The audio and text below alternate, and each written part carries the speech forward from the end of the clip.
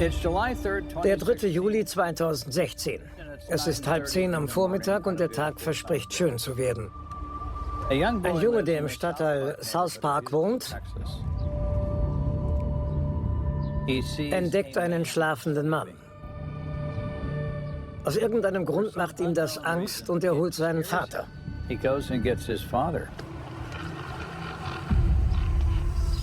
Hey, brauchen Sie Hilfe? Er sagt, wachen Sie auf. Doch die Person bewegt sich nicht.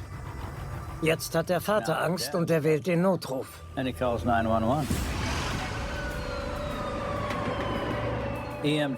Als die Sanitäter eintreffen, stellen sie fest, dass es sich um eine Frau Anfang 30 handelt.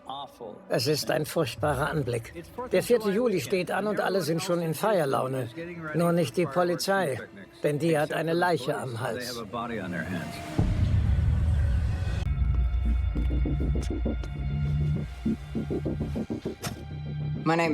Ich heiße Brian Harris. Ich war Detective Sergeant bei der Houstoner Polizei und fast 22 Jahre im Morddezernat tätig.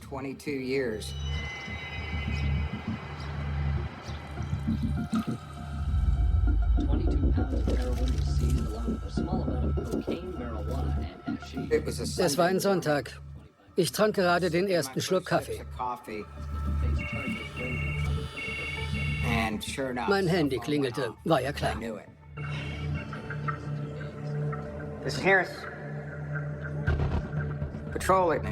Dem Dezernat war eine Leiche gemeldet worden, gegenüber der Jones High School im Südosten von Houston.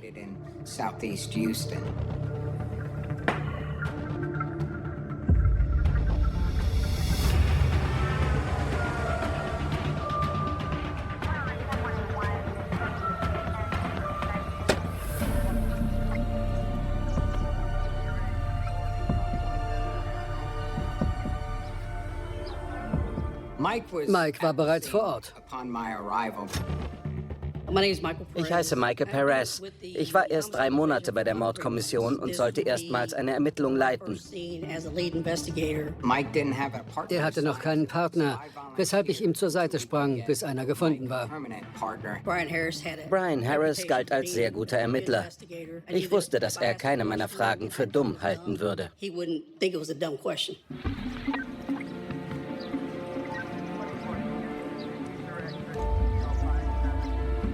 Morning, Detective. Morning. Was haben wir? Noch nicht viel. Perez berichtet, eine Frau, vermutlich Ende 20, noch sei unklar, wer sie ist. Er glaubt, ihr wurde mehrfach in den Kopf geschossen, was aber wegen der Haare und dem Blut schwer zu sagen sei. Mike und ich untersuchten daraufhin den Tatort selbst. Wie war die Leiche dahin gekommen? Im Gras fanden wir Blutspuren. Die Spuren verrieten uns, dass jemand dort angehalten, die Leiche aus seinem Auto gezogen und dann wie Abfall entsorgt haben musste.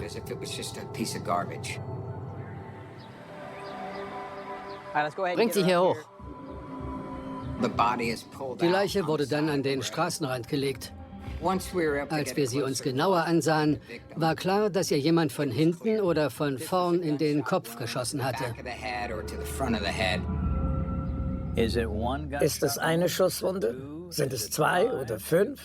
Das sieht man erst unter grellem Licht, nachdem der Leichnam vom Blut befreit wurde. Mir fiel auf, dass die Frau noch ihren Schmuck trug. Wenn es ein Raubüberfall war, wäre er weg gewesen. Was steckte dahinter? Vielleicht war sie ein Opfer sexueller Gewalt geworden oder häuslicher. Es gibt also so gut wie keine Anhaltspunkte. Wer ist die Frau? Wie ist sie hierher gekommen? Und lässt sie sich irgendwie identifizieren?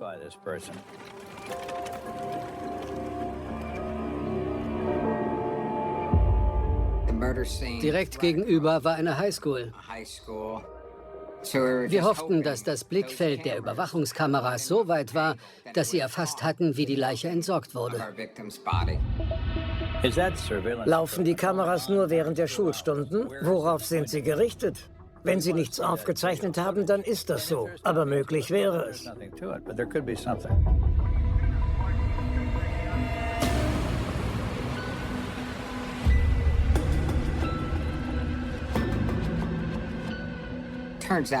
Wir bekamen schon bald eine Kopie des Materials und konnten es uns ansehen.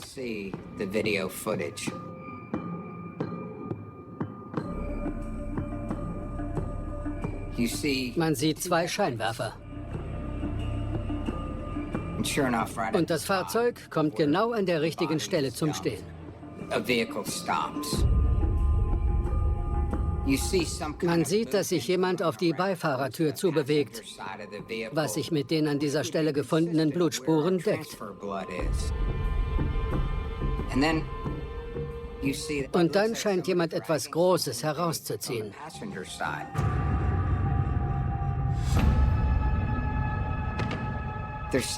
Offenbar bewegt er sich in Richtung Graben. Dann entfernt sich das Fahrzeug wieder. Alles passt. Der Tatort spricht mit uns.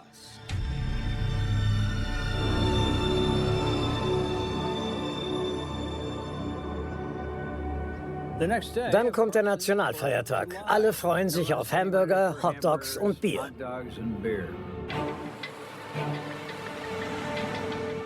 Doch Harris und Perez müssen arbeiten. Sie gehen zu einer Autopsie statt zum Picknick.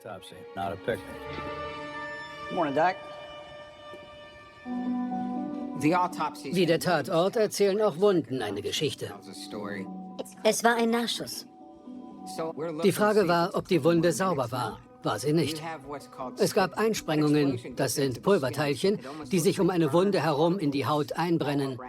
Wenn die Waffe so nah an der Haut ist, entsteht buchstäblich ein Brandzeichen, das man nicht wegwischen kann. Kein Projektil. Eine im Schädel stecken gebliebene Kugel wäre hilfreich gewesen. Doch so wussten wir nicht, welche Waffe benutzt wurde. Wie wird sie identifiziert? Über die Fingerabdrücke. In Texas nimmt man von Führerschein-Neulingen Fingerabdrücke. Wenn die Frau einen Führerschein hat, sollten ihre Abdrücke gespeichert sein.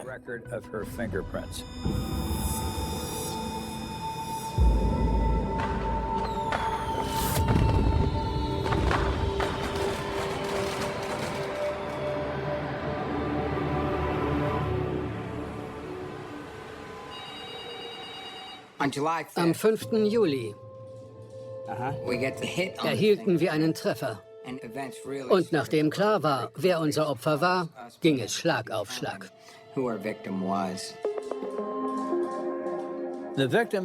Es handelt sich um die 31-jährige Kumba Sisay. Aber wer beschloss, dass sie von der Bildfläche zu verschwinden hat? Irgendjemand ganz sicher. Die Befragung der Angehörigen übernahm Mike.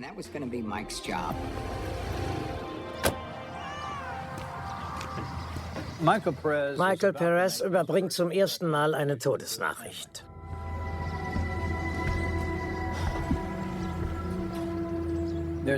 Es gibt kaum etwas Unangenehmeres, als im Anzug vor der Tür zu stehen und seine Marke hochzuhalten, um sich als Polizeibeamter auszuweisen. Da ich der Erste war, der mit der Familie sprechen sollte, war ich natürlich nervös. Bevor man auch nur ein Wort sagt, weiß die Person, die aufmacht, warum man da ist und was man sagen wird. Denn ein Familienmitglied ist nicht nach Hause gekommen.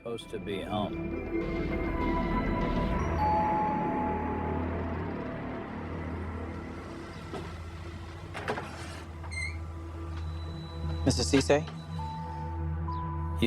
Man sieht es ihnen an. Ich habe es jedes Mal gesehen.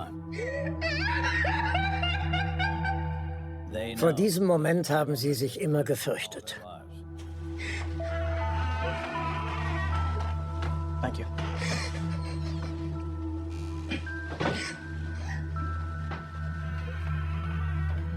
Mrs. Sisay stand unter Schock. Sie wollte es erst nicht glauben.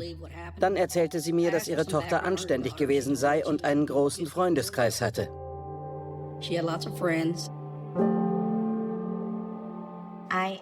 Ich war eine Freundin, Schrägstrich Schwester von Kumba. Wir waren sehr eng. Sie war ein lieber Mensch. Sie ertrug es nicht, wenn andere litten. Sie hatte nichts Schlechtes an sich.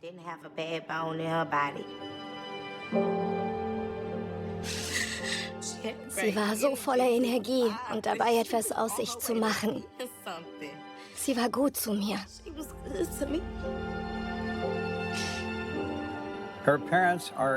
Ihre Eltern waren aus Sierra Leone eingewandert, doch Kumba war gebürtige Amerikanerin und hatte es in jungen Jahren schon weit gebracht. Kumba war eine Macherin und auf Erfolgskurs. Sie war als Model tätig, ruhte sich aber nicht auf ihren als Model erworbenen Lorbeeren aus. Sie moderierte eine Radiosendung im Internet. Dort sprach sie mit Leuten über kontroverse Themen und stellte den Hörern unabhängige Hip-Hop-Künstler vor. Sie war ehrgeizig, hatte Träume. Kumba Sisay war auf der Überholspur. Sie wollte diese Plattform nutzen, um weiterzukommen. Offensichtlich war Kumba innerlich gefestigt. Und anders als es bei Mordopfern häufig der Fall ist, hat sie keinen gefährlichen Lebensstil geführt. Wann haben Sie sie zuletzt gesehen? Am Samstag. Ihre Mutter sagte, sie sei gegen 11 Uhr aufgetaucht und hätte ihr von einer Party am Abend erzählt. Dann sei sie gegangen. Perez fragt, ob Kumba mit irgendjemandem im Streit lag.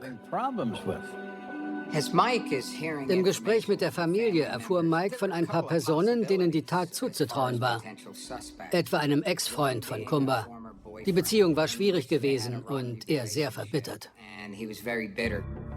Sein Name ist David Gabriel und der Trennungsgrund war offenbar Geld.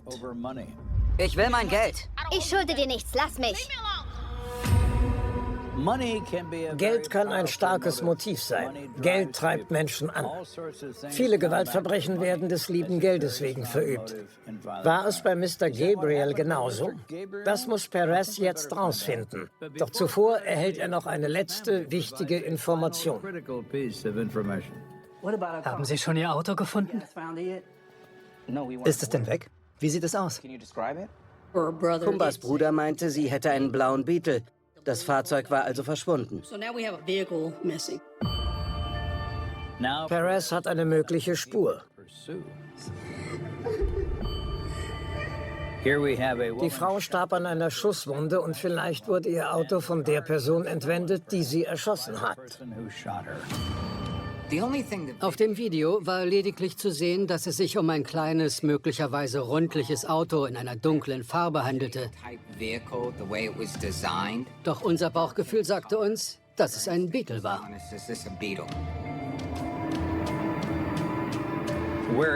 Wo ist dieser Wagen?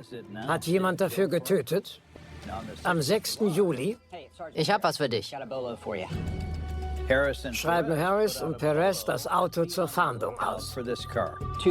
Baujahr 2004, Farbe blau.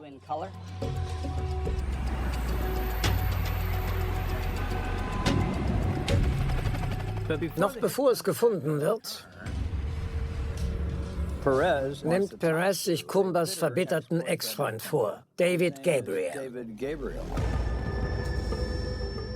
Er hatte sie schlecht behandelt und sie ihm offenbar Geld geschuldet.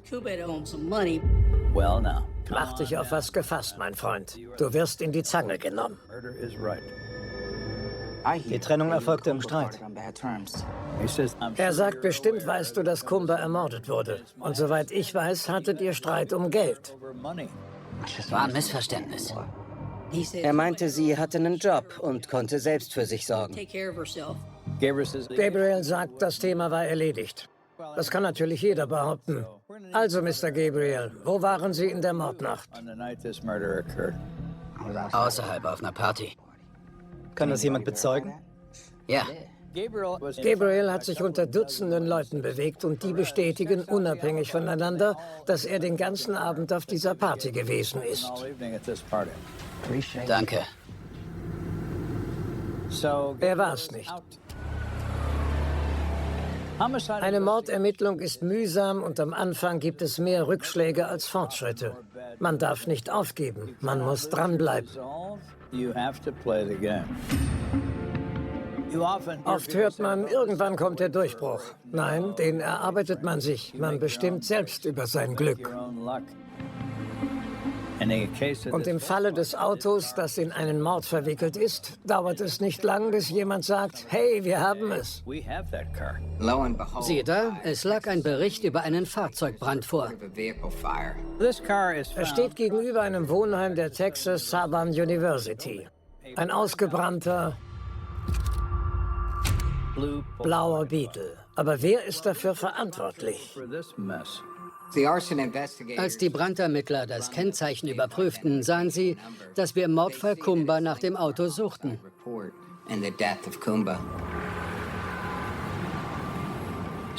Sie fahren zur Verwahrstelle und es ist ihr Wagen. Autoraub wird ausgeschlossen, denn wer erbeutet mit einer Waffe ein Fahrzeug und setzt es dann in Brand? Sieht gar nicht so schlimm aus. Manche vergessen, dass Flammen Sauerstoff brauchen. Sind die Fenster zu, wenn man ein Auto anzündet, wird es zwar stark beschädigt, doch es brennt nicht sehr lang. Es ist der panische Versuch, Beweismittel zu vernichten. Wer ein Auto mit hochgekurbelten Fenstern ansteckt, ist nicht die hellste Birne im Leuchter. Also es war kein Autodiebstahl und vielleicht hat Kumba die Person gekannt, von der sie umgebracht wurde.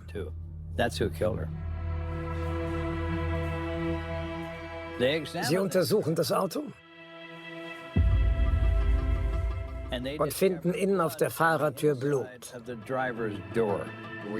Wir ließen DNA-Abstriche machen und hofften, dass die Universität über Videomaterial verfügte.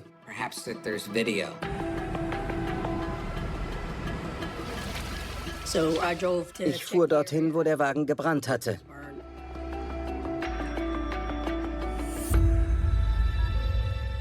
Und stellte die Aufzeichnungen sicher.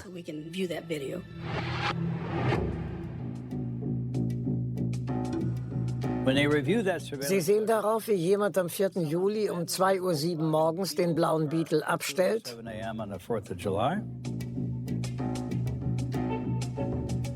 und einen Tag später, am 5. Juli, zurückkehrt. In Begleitung einer Person, die einen Buick LeSabre fährt.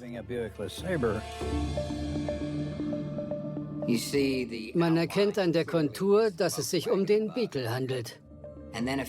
Dann sieht man eine Gestalt, die sich im Innenraum zu schaffen macht. Und als nächstes eine große Stichflamme.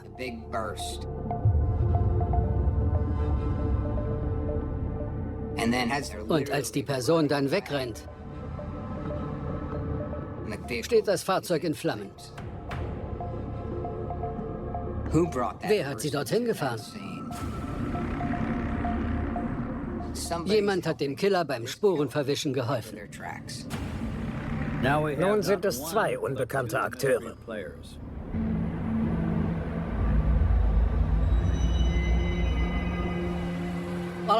Während meiner Nachforschungen rief mich ein Mann namens Carlton Turney an.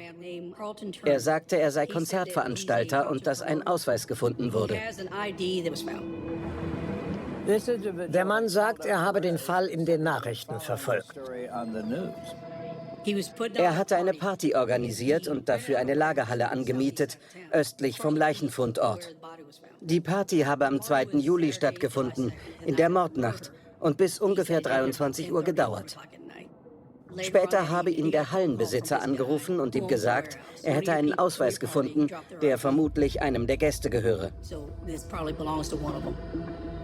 Er gibt den Ermittlern den Ausweis. Er gehört Kumba Sisay. An einer Ecke klebte Blut. Nicht nur, dass es ihr Ausweis ist, er ist auch noch blutverschmiert. Die vorläufige Annahme ist daher, dass Kumba bis spät auf dieser Party war und höchstwahrscheinlich auf dem Parkplatz der Halle erschossen wurde. Der Ausweis musste irgendwie aus dem Auto gefallen sein. Das Problem ist, dass immer noch unklar ist, wer dahinter steckt. Wer ist der Täter und warum wollte er, dass Kumba stirbt? Perez und Harris sind überzeugt davon, dass sie ihn kannte. Also konzentrieren sie sich auf Kumbas engste Kontakte. Sie fahren zu ihrem Internetradiosender und sprechen mit dem Geschäftsführer Donald Hilliard. Es geht um ihre Moderatorin, Kumba Sisay. Tolle Frau. Kumba stand bei ihm hoch im Kurs. Hilliard glaubte, dass sie eines Tages landesweit bekannt sein würde. You are listening to Houston's leading internet radio show. Sie hätte es geschafft. Sie hatte die Radiostimme dafür und die Persönlichkeit. Sie war klasse. Hilliard sagt, Kumba hätte einen Freund gehabt, der gelegentlich mitmoderierte. Er lieferte uns wichtige Infos über Kumbas Freund. Sein Name ist Leroy Stutz. Harris und Perez hören ihn zum ersten Mal. Die Shows waren gut. Kumba hatte ihm erst kurz zuvor erlaubt, einen Part in ihrer Sendung zu übernehmen. Do you believe in generational curses? And if so, Sie sprachen über Musik, über Lifestyle. Sie war jemand, der die Sachen anpackte. Sie setzte alles in Bewegung, um ihre Ziele zu erreichen. Und das machte ihn eifersüchtig. Es gefiel ihm nicht. Die Polizei erfuhr, dass Kumba einmal mit einer anderen Frau moderiert hatte. yes, Regis had to go. I keep telling you, Drake loves waffle fries. Does he? Und als Stutz davon hörte, flippte er aus. Sie hat hier nichts zu suchen! Er schäumte.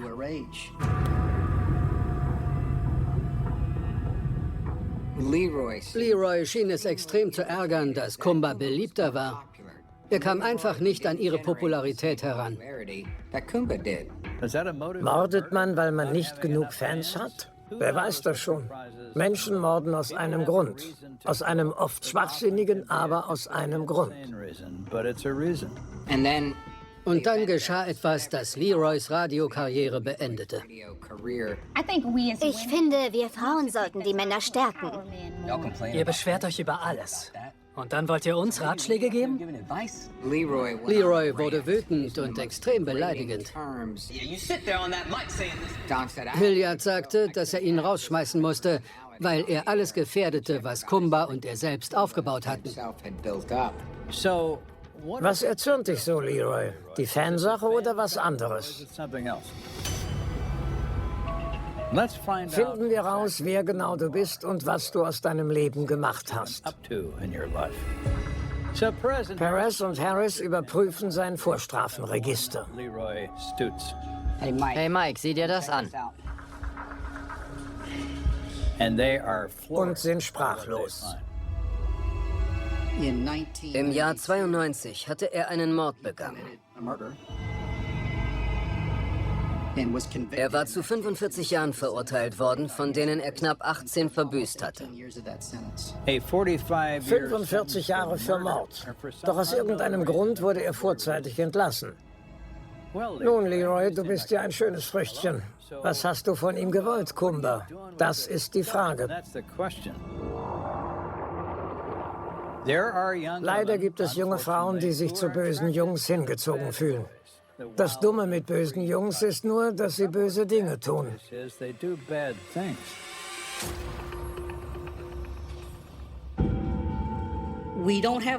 Für einen Haftbefehl reichte es nicht. Alles beruhte nur auf Indizien. Harris und Perez hätten gern irgendwelche Beweise, um einen Haftbefehl gegen Stutz zu erwirken. Doch sie haben keine. Eine denkbar schlechte Ausgangslage. Was macht man in so einem Fall? Man arbeitet sich weiter voran.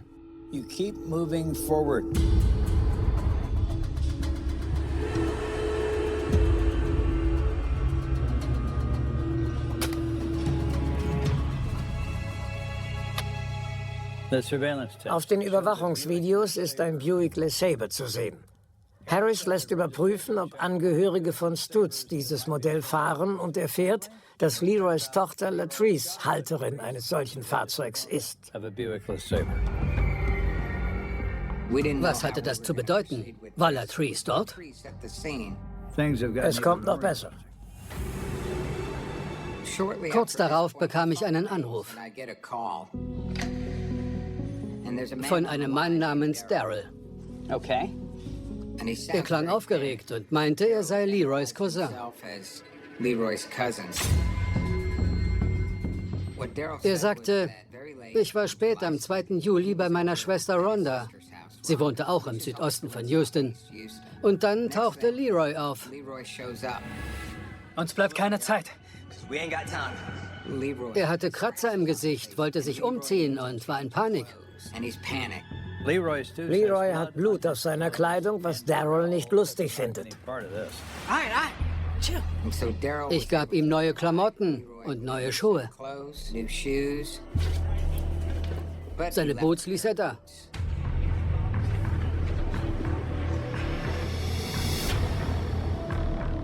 Wir sind gleich bei Ihnen.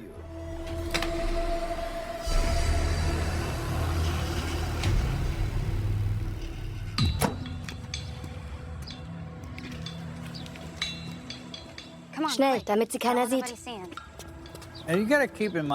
Man darf nicht vergessen, Nachrichten verbreiten sich schnell und die Leute wissen genau, was vor sich geht. Aber sie wollen nicht der Polizei helfen, sondern dem Opfer.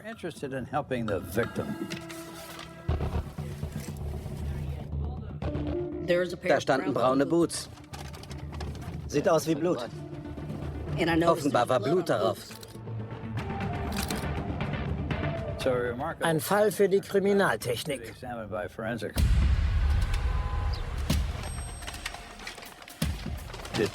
Detective Perez ist dabei, als die Boots des Hauptverdächtigen Leroy Stutz untersucht werden. Leroy Stutz.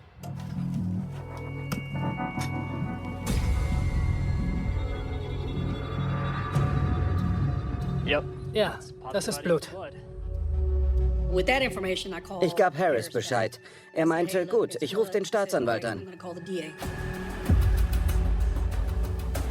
Harris erwirkt einen Haftbefehl gegen Stutz, wegen Mordes.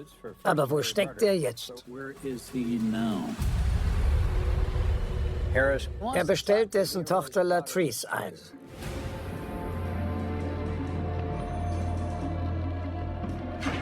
Der Wagen, den Latrice fuhr, ähnelte sehr dem Wagen im Video. Was sagst du dazu, Latrice?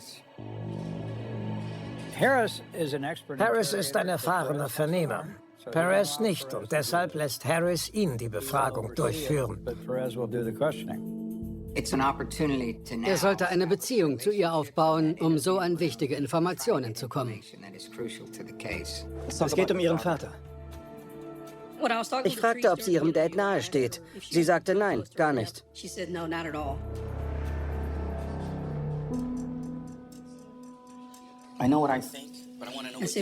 Er war lang weg. Hattet ihr Kontakt? Nicht wirklich.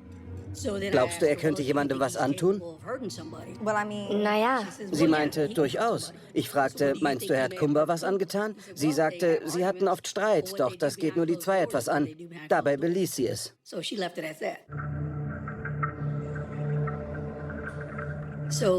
Ich sprach den Beatle an. ich sollte Dad dahin bringen. Sie sagte, er stieg aus und ging zu dem Beatle. Dann kam er zurück und wir fuhren weg. Ich fragte, hast du gesehen, dass er ihn angezündet hat? Sie sagte, nein. Sie gab zwar nicht zu, ihn dabei gesehen zu haben, dennoch hatte es ihre Aussage in sich. Hut ab vor Mike, der es schaffte, das Mädchen dazu zu bringen, ungewollt Dinge zu sagen, die ihren Vater schwer belasteten. In der Serie Kung Fu hält ein Meister einen Stein in der Hand, den Kane sich schnappen muss, um selbst Meister zu werden. Mike war bereit, sich den Stein von mir zu schnappen. Latrice ist zwar wortkarg, setzt Leroy Stutz jedoch in Bezug zu dem Beetle, kurz bevor der in Flammen aufging. Die Ermittler haben, was sie wollten. Darin liegt die Kunst des Verhörs.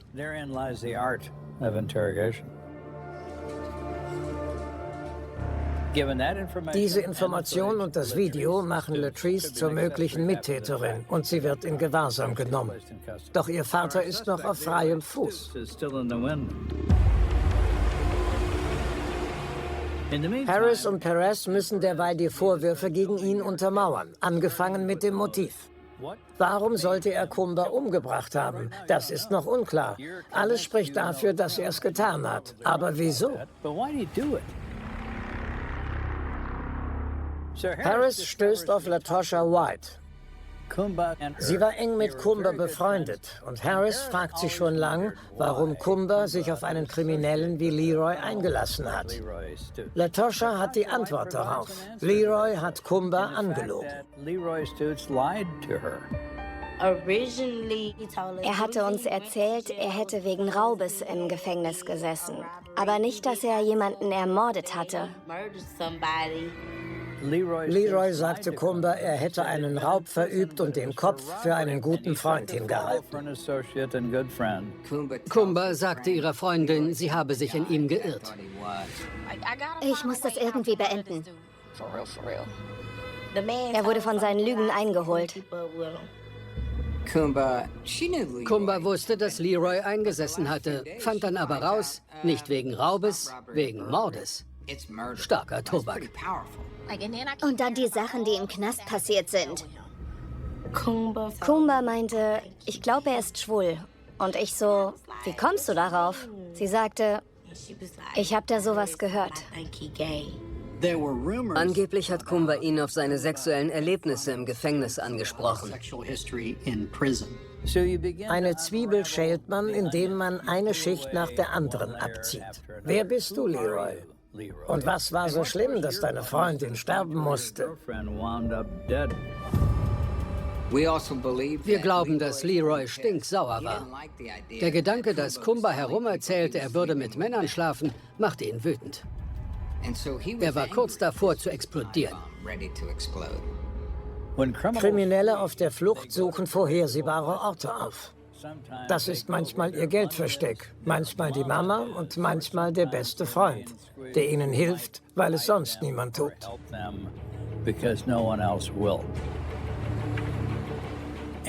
Und auch hier. Nach 7-tägiger Suche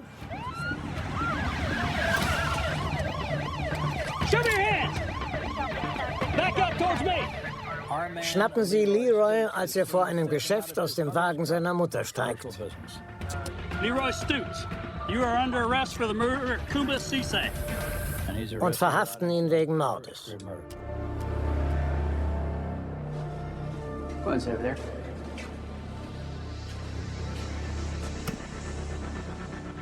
Hi, hey, Leroy. I'm Brian. This is Mike.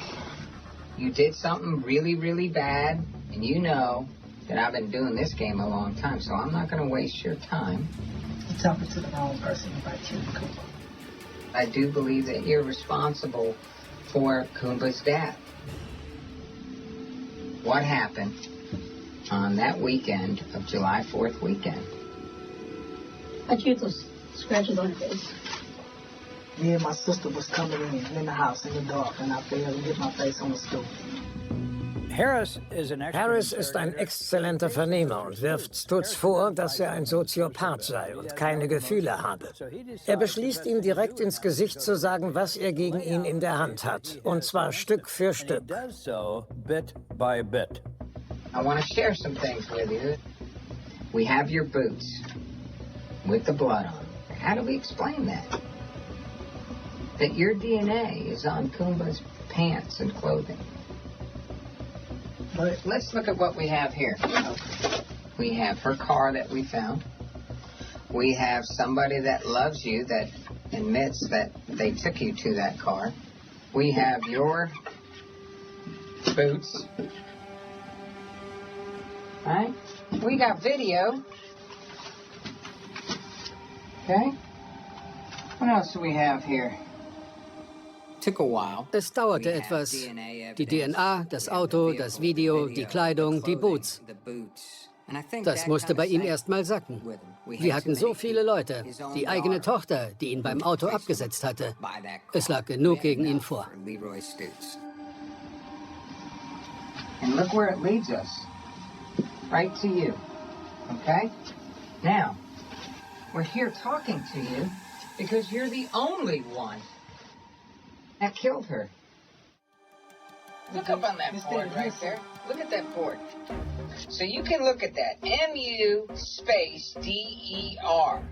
Okay? What letter are we missing? An R. An R. Right? And you're intelligent enough to look at that saying, man, looks like murder, spells it just like murder, it's just missing one letter, the R, okay? And that's kind of the case that we have on you right now. Looks like murder, spells like murder, everything leads to you, we're just missing one final piece. And you can provide that piece, or we have to allow the narrative of the word and allow a jury, okay, allow a jury to come to this conclusion. A jury can look at that and say, you know what? Even without that R there, I can spell murder. And that's what they're going to look at you as. But the big question is, are we looking at a murder here? And all the facts show us that. The only thing that could change that is this blank. What is your story? Because if your story tells one that you were scared, that you were just upset, whatever it may be, it may not be murder. It could be neg ham, could be criminally negligent. It could be that you go to jail for the murder, but you're able to argue through your defense attorney, self-defense, or whatever it may be. You follow me on that? Yes, sir. I understand exactly what you're saying. Okay? Because you were able to figure out what this word meant with a missing letter. Telling me no matter what, you're gonna fill in the blanks and I'm guilty. That's what you're telling me. You're gonna fill in the blanks. We're gonna leave it the way it is right there, and we're gonna allow a grand jury, we're gonna allow a jury, we're gonna allow a judge, whatever you choose, to listen to the facts that we have, and they're gonna look and say, is this man credible or all these people credible? And then this evidence. And we haven't lied to you at all about any of this stuff. We've been straight up with you. I think y'all really know I didn't do this. Stutz hockt einfach nur da und bestreitet alles. Er hält sich für ein Genie und glaubt, all seine Spuren verwischt zu haben. Er hält sich für schlauer als alle anderen. Dabei ist er nicht mal so schlau wie der Stuhl, auf dem er sitzt. Wir glauben, dass damals Folgendes geschah. Es ist nach 23 Uhr am 2. Juli. Kumba trifft sich mit Leroy an dieser Lagerhalle, um Schluss zu machen.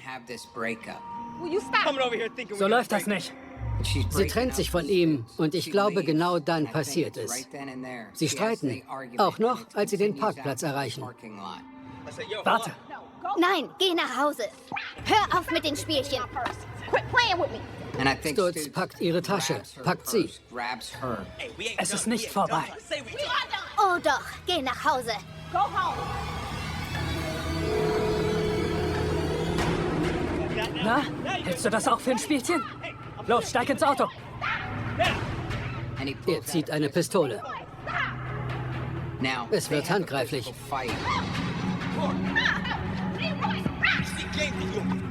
Woher wir das wissen? Stutz hatte Kratzer über dem Auge. Rein da! Sie verliert ihren Ausweis. Steig ein!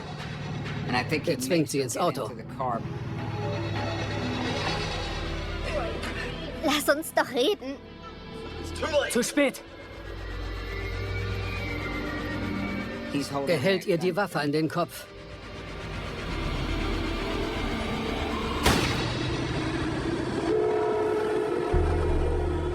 Und trifft sie links hinten. Er tötete eine die Welt bereichernde Frau. Kumba hätte so viel im Leben bewirken können.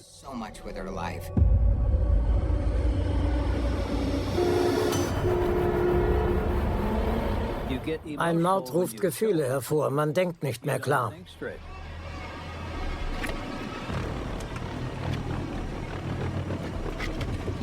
Man macht 100, wenn nicht 1000 Fehler. Man schleift eine Leiche durch eine Wohngegend. Glaubt er, sie wird nicht gefunden, wenn es hell wird? Widersinnig, doch genau das macht er.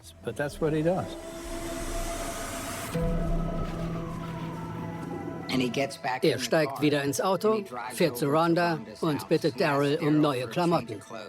Doch er vermasselt's. Er lässt seine Boots stehen. Irgendwann fährt er dann zur Uni und stellt das Auto ab. Später bittet er seine Tochter, ihn dorthin zu bringen. Sie gibt zu, dass er auf dem Campus war und zum Fahrzeug ging. Nur eben nicht, dass sie ihn es hat anzünden sehen.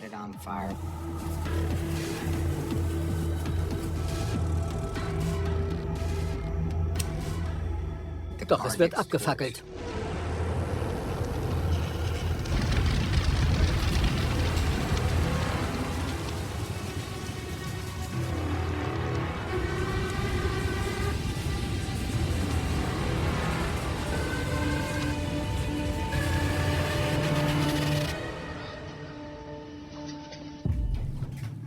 Vor Gericht plädiert Stutz auf nicht schuldig, was er seiner Meinung nach auch ist.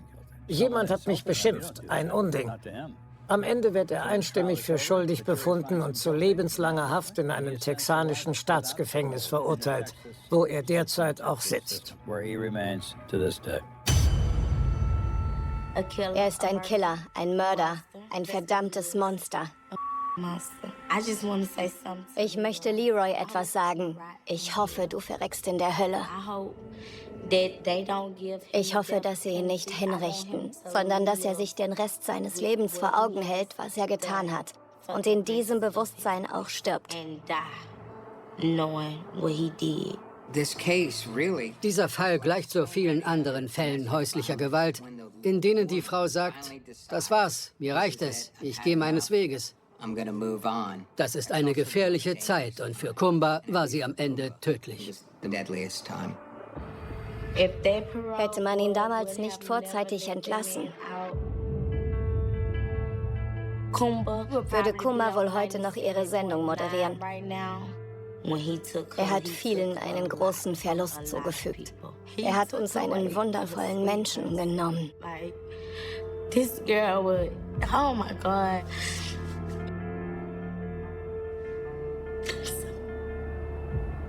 Harris und Perez haben kein Geständnis bekommen. Das gelingt kaum jemandem. Aber darum ging es nicht. Es ging darum, sorgfältig zu ermitteln, um die Verurteilung eines Mörders zu erwirken. Das war viel Arbeit. Ein Soziopath ging um und tötete eine 31-jährige Frau, die einfach ihr Leben leben wollte und sich als Partner den Falschen aussuchte. Im Winter in Ontario hat die Stille eine besondere hart. Sie liegt nicht sanft auf den Feldern. Sie druckt, sie sitzt auf den langen Einfahrten. Auf den schmalen Landstraßen zwischen Tweed und Belleville, auf verreisten Graben, auf dunklen Scheunenwanden, auf den Saunen, an denen sich Schnee zu grauen Kanten auftürmt. Nachts klingt selbst ein fernes Auto wie etwas, das kommt und tagsüber wirkt das Land. Als halte es der Natermann, genau in dies kalte hinein beginnt der Fall Russell Williams. Nicht mit einem schreienden Monster, nicht mit einem Mann, der von außen schon wie Gefahr aussieht, sondern mit einem Bild von Ordnung. Rang und makelloser Oberfläche. Williams war Oberst der kanadischen Luftwaffe und Kommandeur von 8-Wing Trenton. Also jenes Stützpunkts, der als größter Luftwaffenstützpunkt Kanadas gilt, selbst das Verteidigungsministerium bestätigte IHN 2010 offiziell als 8-Wing-Kommandeur. Reuters berichtete zudem, dass sowohl auch das Flugzeug von Queen Elizabeth II geflogen hatte. Gerade deshalb trägt dieser Fall bis heute eine fast unwirkliche Kälte in sich. Beginnt mit einem Mann, der geschniegelt wirkt, geschniegelt denken kann, geschniegelt auftritt. Ein Mann in Uniform, mit Autorität, mit klaren Gesten, mit einem öffentlichen Leben. das nach Disziplin aussieht. Gehört zu jenen Biografien, denen Menschen instinktiv Vertrauen entgegenbringen, weil Rang in den Augen der Gesellschaft oft wie ein moralischer Beweis wirkt. Wer so hoch aufsteigt, so denken viele, muss Kontrolle über sich selbst haben, wer eine Basis wird. Wer öffentlich repräsentiert, wer Geschniergeld neben militärischen Maschinen und Flaggen steht, kann unmöglich gleichzeitig der Ursprung eines Abgrunds sein, und genau dort setzt der Aufhänger dieses Drehbuchs an. Denn der Fall Russell Williams lebt von dem Moment, in dem diese Illusion zerbricht und darunter nicht bloß ein Doppelleben sichtbar wird, sondern eine radikale Einstellung des Menschen, der dieses Leben führte. Bewo die Öffentlichkeit begriff, was sich hinter seinem Namen verbarg. Lebte die Region bereits in einer anderen Stimmung, da war der November 2009. Dunkel, nasskalt. Mit jenem trüben Licht, das Hause kleiner erscheinen lässt und Bäume wie schwarze Linien gegen den Himmel stellt. In dieser Zeit wurde Marie-France Como getötet, eine 38 Jahre alte Korporalin, die je auf demselben Stützpunkt arbeitete, die in Williams kommandierte. Reuters berichtete später, dass Williams in ihr Haus eindrang. Sie stundenlang sexuell missbrauchte und sie durch auf Mund und Nase gedrucktes Klebeband erstickte. Doch für einen starken Einstieg darf man nicht sofort mit der vollständigen Offenlegung der Tat beginnen. Man muss zuerst bei der Oberfläche bleiben, bei dem unheimlichen Abstand zwischen dem, was die Menschen sahen, und dem, was bereits geschehen war. Irgendwo stand ein Auto auf einer Einfahrt. Irgendwo ging ein Licht an. Irgendwo meldete sich jemand nicht zurück. Die Welt setzt sich fort, wie sie es immer tut. Wenn das Schreckliche noch keinen Namen hat, die Straßen wurden geraumt. Schnee wurde in den Rand geschoben. Menschen zogen die Schultern in dicken Jacken hoch und eilten durch den Wind.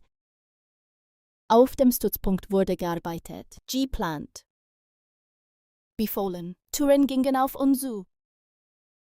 Fahrzeuge kamen und gingen. Männer in Uniform bewegten sich durch Gänge, in denen Routine wie ein Versprechen wirkt. Und mitten in dieser Routine stand Russell Williams als Verkörperung von Ordnung. Das gerade später als Täter verurteilt worden wurde, macht den Fall nicht bloß schockierend, sondern strukturell beunruhigend. Seit wie Mohello sich Gewalt hinter gesellschaftlichem Prestige verbergen kann, wenn der Täter verstanden hat, welche Maske die Welt am liebsten akzeptiert. Dann kam der Januar 2010. Und mit ihm eine andere kalte, klare, harte, weißer. Der Schnee lag tiefer. Das Land wirkte offener und zugleich unzugänglicher. Jessica Lloyd, 27 Jahre alt, verschwand Ende Januar aus ihrem Haus in der Nähe von Belleville, nachdem sie nicht zur Arbeit erschien und ihr Auto noch vor dem Haus stand. Genau dieser Befund, dass die tägliche Ordnung unterbrochen war. Aber nicht so, wie ein normales Wegehen sie unterbricht. Ließ die Sache von Anfang an falsch wirken. Reuters und die Canadian Encyclopedia beschreiben, dass sie es später entführt, zu Williams Haus gebracht, wiederholt vergewaltigt und schließlich mit einem Seil erdrosselt wurde. Ihre Leiche wurde danach in einer ländlichen Straße abgelegt. In einem sachlichen Bericht ist das eine Abfolge von Fakten. In einer Erzählung aber beginnt hier der eigentliche Frost des Falls. Ein Haus bleibt still. Das Auto steht noch da, was im Ablauf des Morgens passt nicht. Die Dinge sind an ihrem Platz und gerade deshalb stimmt nichts mehr. Man muss sich die ersten Stunden vorstellen, bevor die Öffentlichkeit das ganze Gewicht der Geschichte kannte. Ein Telefonat via Licht, eine ausbleibende Antwort. Jemand, der zunächst denkt, sie würde sich schon melden. Dann der zweite Gedanke. Der schwere ist dann die Erkenntnis, dass normale Verspätung anders aussieht. So beginnt Angst in realen vollen Fahrstimmer. Nicht mit Sirenen, sondern mit einer kleinen Verschiebung in der Ordnung des Alltags. Ein Bett, das nicht mehr nur ungemacht ist, sondern plötzlich als letztes Stilsbild eines Lebens wirkt. Ein Auto, das nicht mehr bloß gepackt ist, sondern wie ein zurückgelassener Satz erscheint. Ein Haustorbereich, in dem die Luft sich auf einmal anders anfühlt. Der Aufhänger von Russell Williams muss deshalb nicht zuerst den Tote zeigen, sondern die Landschaft, in der seine Maske funktionierte. Ostontario ist in diesem Fall keine bloße Kulisse, sondern ein Verstärker, der gegen zwischen kleinen Ortschaften, Militärstruktur und landlicher Weite wirkt überschaubar genug, Sicherheit zu versprechen und weit genug, Einsamkeit zu ermöglichen. Hier kennt man Fahrzeuge, Einfahrten, Nachbarschaften, Routinen. Man weiß, wohin gehört. Und genau deshalb wirkt ein Tate aus der Mitte des Establishments so fast und anständig gut getarnt. Er kommt nicht von außen. Er braucht nicht einmal die Aura des Fremden. Er fährt auf denselben Straßen. Grüßt womöglich dieselben Menschen. Er scheint in einem Rahmen, den die Gesellschaft selbst mit Würde, Kompetenz und Verlässlichkeit aufgeladen hat. Das macht diesen Fall sowohl dunkler als einen bloßen Skandal. Er ist keine Geschichte über einen Mann, der sich seinem Bild entzog. Er ist eine Geschichte über einen Mann, der das Bild perfekt verstand und es wie eine zweite Haut trug. Später bekannte sich Williams schuldig zu zwei Morden ersten Grades, zu zwei sexuellen Übergriffen, zu forcible confinement und zu einer langen Serie weiterer Delikte. Insgesamt 88 Anklagepunkten, darunter zahlreiche nachtliche Einbrüche und Diebstahle von Frauenunterwäsche aus Häusern in Ostontario.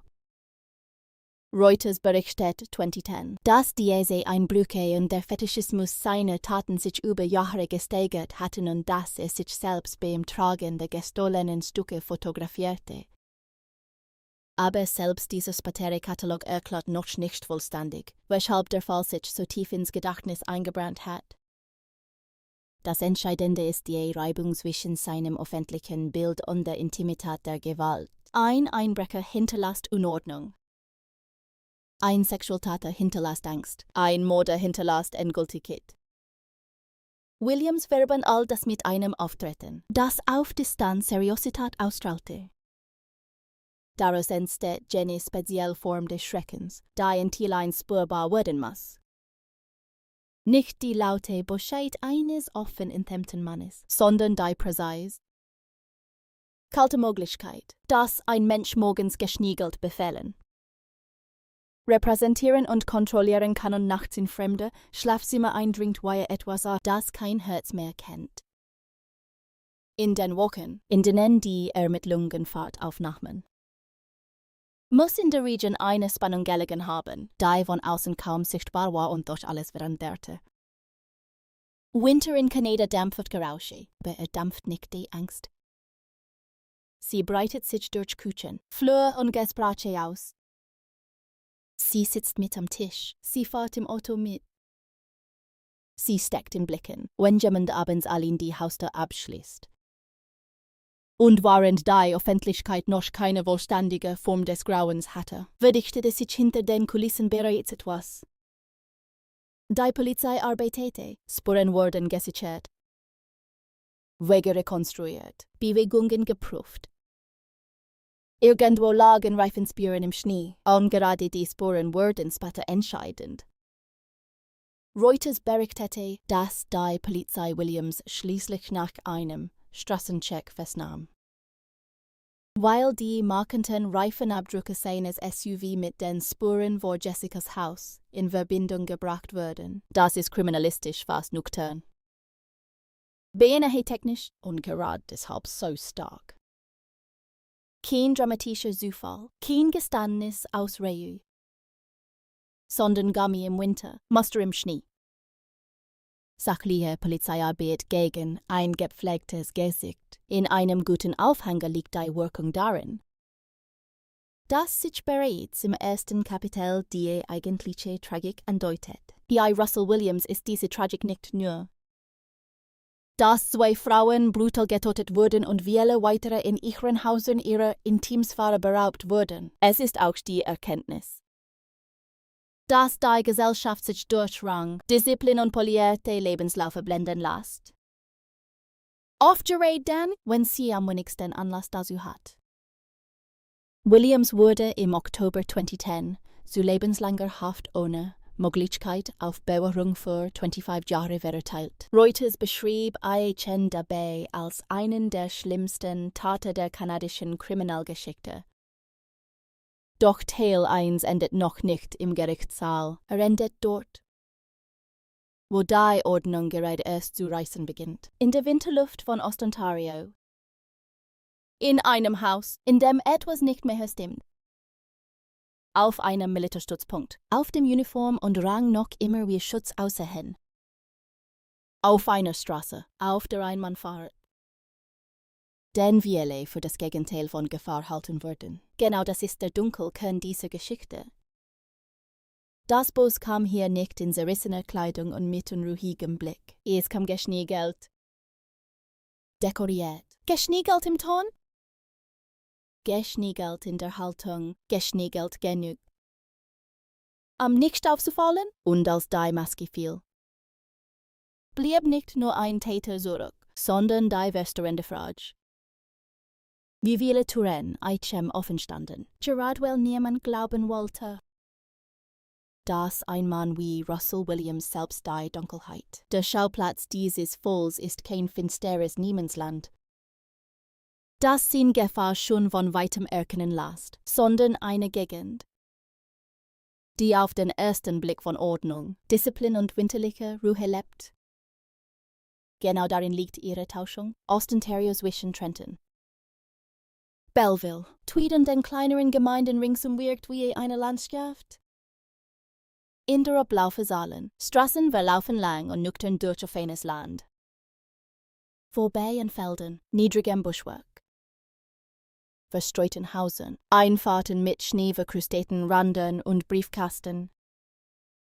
Die wie kleine Wachposten an den Straßen stehen. Im Winter wird diese Gegend nicht spektakulär, sondern still. Der Schnee dampft Gerausche. Die Bäume stehen kahl und dunkel gegen einen blassen Himmel. Und die kalte See so tief in Holz. Metall und Haut, das alles fester. Harter, scharfer wirkt. Eingeparktes Auto genackt, noch Minuten nach dem Abstellen. Atem hängt weiß in der Luft. Schritte auf gefrorenem Untergrund klingen heller als im Sommer. Nachts trägen Landstraßen jedes Gerausch viel weiter. Als Manglot, ein einzelner Motor kann sich wie ein Schatten über mehrere Felder hinweg bewegen. Lange bevor man das Fahrzeug überhaupt sieht. In einer solchen Landschaft entsteht ein Gefühl von Übersicht. Man meint, hier musste alles auffallen. Ein fremdes Auto, eine ungewöhnliche Bewegung. Ein Licht im falschen Fenster, doch gerade diese vermeintliche Übersicht ist trügerisch. Zwischen den Häusern liegen Distanzen, zwischen den Menschen Routinen. Und zwischen Wahrnehmung und Wirklichkeit klafft im Alltag oft eine viel größere Lücke, als man zugeben mochte. Der Fall Russell Williams spielt deshalb in einem Raum, der gleich zwei Gesichter hat. Auf der einen Seite steht die landliche Ruhe Ostantarios, die diszipliniert, vertraut und berechenbar wirkt. Auf der anderen Seite steht die militärische Welt von CFB Trenton. UT 8-Wing Trenton, ein Ort, der institutional genau das verkörpert, was Menschen beruhigt. Hierarchien, Uniformen, Protokolle, Verantwortlichkeiten. Klare Zuständigkeiten. Die kanadische Regierung beschrieb Williams 2010 ausdrücklich als den Kommandeur von 8-Wing Trenton. Also eine Schlüsselfunktion innerhalb dieses militärischen Gefüges. Gerade diese Kombination aus landlicher Weite und militärischer Struktur macht den Schauplatz so unheimlich. Das Land sagt, hier kennt man sich. Die Institution sagt, Hier herrscht Kontrolle. Beide zusammen erzeugt die Illusion. Ein Täter müsse von außen kommen. Auffällig sehen, Rohwirken. Aus dem Muster fallen. Russell Williams fiel aber gerade nicht aus dem Muster. Gehörte in den Augen der Öffentlichkeit mitten hinein, wer den Schauplatz dieses Falls verstehen will. Muss deshalb nicht nur an Schnee, Landstraßen und Dunkeleinfahrten denken, sondern auch an kasernierte Ordnung, an gebegelte Uniformen, an Dienstfahrzeuge, an Flure mit Neonlicht, an Besprechungsräume, in denen Karten hängen und Worte wie Verantwortung. Führung und Dienst wie stabile Pfeile klingen. Von außen betrachtet war das Gebiet im Trenton kein Ort des Unheimlichen, sondern ein Ort des Funktionieren. Menschen gingen zur Arbeit, standen früh auf, fuhren dieselben Wege, kauften in denselben Laden ein, schoben denselben Schnee aus denselben Einfahrten, grüßten sich im Vorbeigehen, lebten in Hausen. Die nicht abgeschieden genug waren, sich verloren zu fühlen. Und nicht dicht genug, ständige Sichtbarkeit zu erzeugen. Genau das ist die Geometrie dieses Falls. Die Häuser liegen nah genug, Sicherheit zu versprechen und weit genug, Einsamkeit zu ermöglichen. Eine Einfahrt kann im Dunkeln wie eine kleine eigene Welt wirken. Ein Haus am Rand einer Straße kann belebt und zugleich schutzlos sein. Das Licht im Wohnzimmer fällt warm durch die Vorhänge. Waren draußen nur Nordwind übergefroren Flacken streicht. Die Spannung zwischen Behaglichkeit und Verwundbarkeit macht Ostontario in diesem Winter so mehr als einer Kulisse. Die Landschaft selbst scheint ein stiller Mitspieler zu sein. Nicht, weil sie schuld war, sondern weil sie Gewalt verschlucken kann, ohne außerlich ihre Form zu verändern. Der Schnee deckt Spuren zu. Bärer macht andere aussichtbar. Ein abgelegter Gegenstand sticht plötzlich grell aus der weißen Flasche. Reifenabdrücke bleiben scharf, solange nicht neuer Schnee fällt oder ein Raumfahrzeug darüber geht. Der Winter ist also in diesem Fall nicht bloß Atmosphäre, sondern fast ein zweites System der Wahrheit. Reuters berichtete später, dass markante Reifenspuren von Jessica Lloyds Haus eine zentrale Rolle dabei spielten, Williams SUV mit dem Tatsächlichen zu verbinden. Das bedeutet, der Schauplatz ist nicht nur poetisch wichtig, sondern forensisch. Die Kalte konserviert, die White tarnt. Die Oberfläche ist schon und unerbittlich zugleich. Man muss sich die Gegend um Belleville und Tweed nicht als wilde Abgeschiedenheit vorstellen, sondern als eine Region voller Übergänge. Kleinortschaften gehen in offenes Land über. Wohnstraßen münden in Landstraßen. Zivilität endet nicht abrupt, sondern donnert aus. Genau in solchen Räumen funktioniert ein Täter.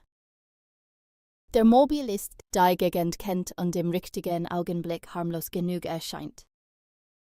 Besonders gut, es gibt keine scharfe Grenze zwischen sicher und unsicher. Stattdessen gibt es graue Zonen, eine Einfahrt, die tagsüber gewöhnlich wirkt, nachts aber aus dem Blick aller anderen fällt. Eine Straße, auf der tagsüber Pendler fahren und die Spatterbenz leer ist. Ein Haus, das bewohnt, wo man normal aussieht und doch der Ort eines unvorstellbaren Übergriffs wird. In Russell Williams' Fall ist die Veränderung des Gewöhnlichen zentral. Das Böse trat nicht in eine ohnehin bedrohliche Umgebung ein, es nutze eine vertraute. Das ist der eigentliche Schrecken des Schauplatzes. Ostontario wird in dieser Geschichte nicht deshalb unheimlich, weil es sich außerlich verwandelt, sondern weil die Bedeutung seiner Orte kippt. Ein Schlafzimmer ist plötzlich nicht mehr nur ein Ort des Schlafens, eine Einfahrt nicht mehr nur der Platz, an dem das Auto steht, ein Haus nicht mehr nur Schutzraum, eine Uniform nicht mehr bloß Symbol für Verantwortung. Auch der Stützpunkt selbst gehört in diesen Schauplatz wie ein zweites Herzstück. 8-Wing Trenton gilt als größter Luftwaffenstützpunkt Kanadas und ist eng mit Transport, Einsätzen, Militärischer Logistik und öffentlichem Pflichtgefühl verbunden. Solche Orte tragen automatisch eine Aura. Sie sind mehr als Arbeitsplätze. Sie sind sichtbare Staatsmacht. Sichtbare Disziplin. Sichtbares Vertrauen. Wenn dort ein Mann an der Spitze steht, der nicht nur Befehle gibt, sondern auch öffentlich die Werte der Institution verkörpert, dann wirkt dieses wie ein Schutzmantel. Genau deshalb ist Trenton nicht nur geografisch wichtig, sondern psychologisch. Der Schauplatz dieses Falls liegt zwischen zwei Formen von Ruhe, der landlichen und der institutionellen. Beide wirken stabil, beide beruhigen Menschen. Beide werden von Williams ausgenutzt. Das bedeutet für die Erzahlung, das Ziel zwei nicht bloß bauen, Schnee und Straßen beschreiben darf, sondern auch die soziale Temperatur der Gegend. Es ist ein Ort, an dem Menschen Dinge für selbstverständlich halten, dass der Nachbar sein Auto dort parkt. Wo es gestern Nacht stand, dass der Offizier auf dem Stützpunkt ein Offizier ist und nicht etwas anderes. Dass ein Haus bei Einbruch der Dunkelheit Schutz bietet, dass Ordnung wirklich Ordnung meint. Diese Selbstverständlichkeiten sind das eigentliche Material des Schauplatzes. Denn nur wo Menschen sich grundsätzlich sicher fühlen, kann ein Tat durch kontrollierte Normalität so erfolgreich verschmelzen. Der Winter verstärkt dieses Gefühl auf widersprüchliche Weise. Einerseits zwingt er Menschen nach innen, Türen bleiben länger geschlossen. Fenster beschlagen, Begegnungen werden kürzer. Wedgie direkter, andererseits macht der Hause zu Inseln. Jedes beleuchtete Fenster sieht in der Dunkelheit aus wie ein abgeschlossenes kleines Universum, warm und private. Genau das verleiht Einbrüchen und Übergriffen in dieser Umgebung eine besonders intime Grausamkeit, wenn draußen alles gefroren ist. Wird das Innere des Hauses noch stärker als Schutz erlebt, ein Eindringen zerstört also nicht nur Grenzen, sondern auch ein elementares Gefühl von Wintergeborgenheit. In den Delikten von Williams spielt diese Zerstörung der privaten Sphäre eine zentrale Rolle. Reuters berichtete, dass über längere Zeit in Hause einstieg, unter Wasserstall und sich selbst dabei fotografierte. Solche Taten sind nicht bloß Eigentumsdelikte. Sie verändern die Wahrnehmung jedes Raums, den sie berühren. Eine Komödie ist danach nicht mehr bloß eine Komödie. Ein Schlafzimmer nicht mehr bloß ein Schlafzimmer. Selbst der Geruch eines Hauses kann plötzlich fremd wirken, wo so etwas erlebt. Verliert nicht nur Gegenstände, sondern Sicherheit. Und genau diese beschädigte Hauslichkeit gehört zum Schauplatz des Falls. Hinzu kommt die besondere Symbolik der Straßen in diesem Winter. Landstraßen in Ostontario sind keine dramatischen Hochgeschwindigkeitsachsen. Sie sehen sich nüchtern durch offene Flächen. Vorbei in Schneewehen, Drahtsaunen, kahlen Bäumen, vereinzelten Gebäuden und Graben. In denen sich Schmutzschnee sammelt, bei Dämmerung wirken sie endlos. Die Scheinwerfer schneiden nur ein begrenztes Stück Sicht aus der Dunkelheit. Und jenseits davon bleibt alles schwarz.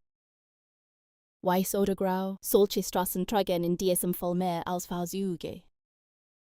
Sie tragen Übergänge zwischen Haus und Außenwelt. Zwischen öffentlicher Rolle und privatem Abgrund, zwischen Kontrolle und Gewalt. Wenn Williams nachfuhr, dann bewegte es sich nicht durch eine neutrale Topographie, sondern durch ein Netz aus Gewohnheiten, das Eichen zugleich deckte. Ein Auto auf einer Landstraße ist im Winter nichts Ungewöhnliches, ein Mann in Uniform oder mit militarischem Hintergrund. Der in dieser Gegend unterwegs ist, schon gar nicht. Genau deshalb ist der Schauplatz so beunruhigend. Nichts in IHM schreit. Alles flüstert Normalität, selbst Belleville und Trenton.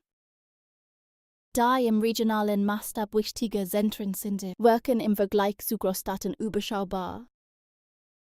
Die Wege zwischen Arbeitswelt, Wohnvierteln und landlichen Rändern sind kurz genug. Am Alltag zu strukturieren, aber offen genug. Abgründe zu verstecken. In Großstädten verschwindet man in Menschenmassen. Hier verschwindet man eher in Gewissheiten. Man glaubt zu wissen. Wurde zu gehört? Man erkennt Versuch. Hause, Dienstgrade. Routinen. Dieses Zugehörigkeitsgefühl kann schützen. Aber es kann auch blind machen. Ein Tate wie Williams musste keine exotische Tarnung erfinden. Musste nur genau der Mann bleiben, denn die Gegend in Eichem sehen wollte. Deshalb gehört zum Schauplatz auch die gesellschaftliche Sprache über Respektabilität, militärische Laufbahnen. Gepflegt Hause, Jornet Ehen. Stimmige Lebenslaufe, all das erzeugt in vielen Gemeinschaften eine nahezu automatische Vertrauensvoraussetzung. Reuters Haupthöver, dass Williams sogar das Flugzeug der britischen Königin geflogen hatte. Was Xenophantliches Prestige zusätzlich unterstrich. Solche Details sind für Tilsway nicht bloß biografische Ausschmückung. Sie zeigen, wie sehr der Schauplatz auch aus Vorstellungen besteht. Menschen sehen nicht nur Häuser und Straßen, sie sehen Rang. Würde, Status. Und sie verknüpfen damit Sicherheit. In dieser Geschichte wird der Raum daher nicht allein durch Geografie, sondern auch durch Symbolik gebaut. Der Stützpunkt steht für Ordnung. Der Winter für Erstarrung, das Land für Übersicht. Das Haus für Schutz, das Auto für Routine. Die Uniform für Vertrauen und Williams bewegt sich durch all diese Symbole hindurch. Ohne sie der Anfang sichtbar zu beschadigen, das macht den Schauplatz fast unerträglich präzis. Denn seht, dass Gewalt nicht immer an den Orten lauert, die wir ohnehin verdächtig fanden, sondern dort, wo wir uns auf ihre Abwesenheit verlassen. Man konnte sagen, Ostontario in diesem Fall ist eine Landschaft der falschen Beruhigung. Nicht, weil sie objektiv friedlich oder idyllisch war, sondern weil ihre Form Menschen glauben lässt. Gefahren sehen erkennbar, doch Gefahren mit Rang. Routine und kalte Selbstbeherrschung sind oft gerade deshalb erfolgreich, weil sie genau diese Erwartungen unterlaufen. In einem solchen Schauplatz ist jeder kleine Alltagsgegenstand aufgeladen. Ein Reifenspürenmuster im Schnee. Eine Haustür, ein Fenster ohne Bewegung dahinter. Ein Wagen in einer Einfahrt. Ein Flur mit gedampftem Licht. Ein Feldweg, eine ländliche Straße.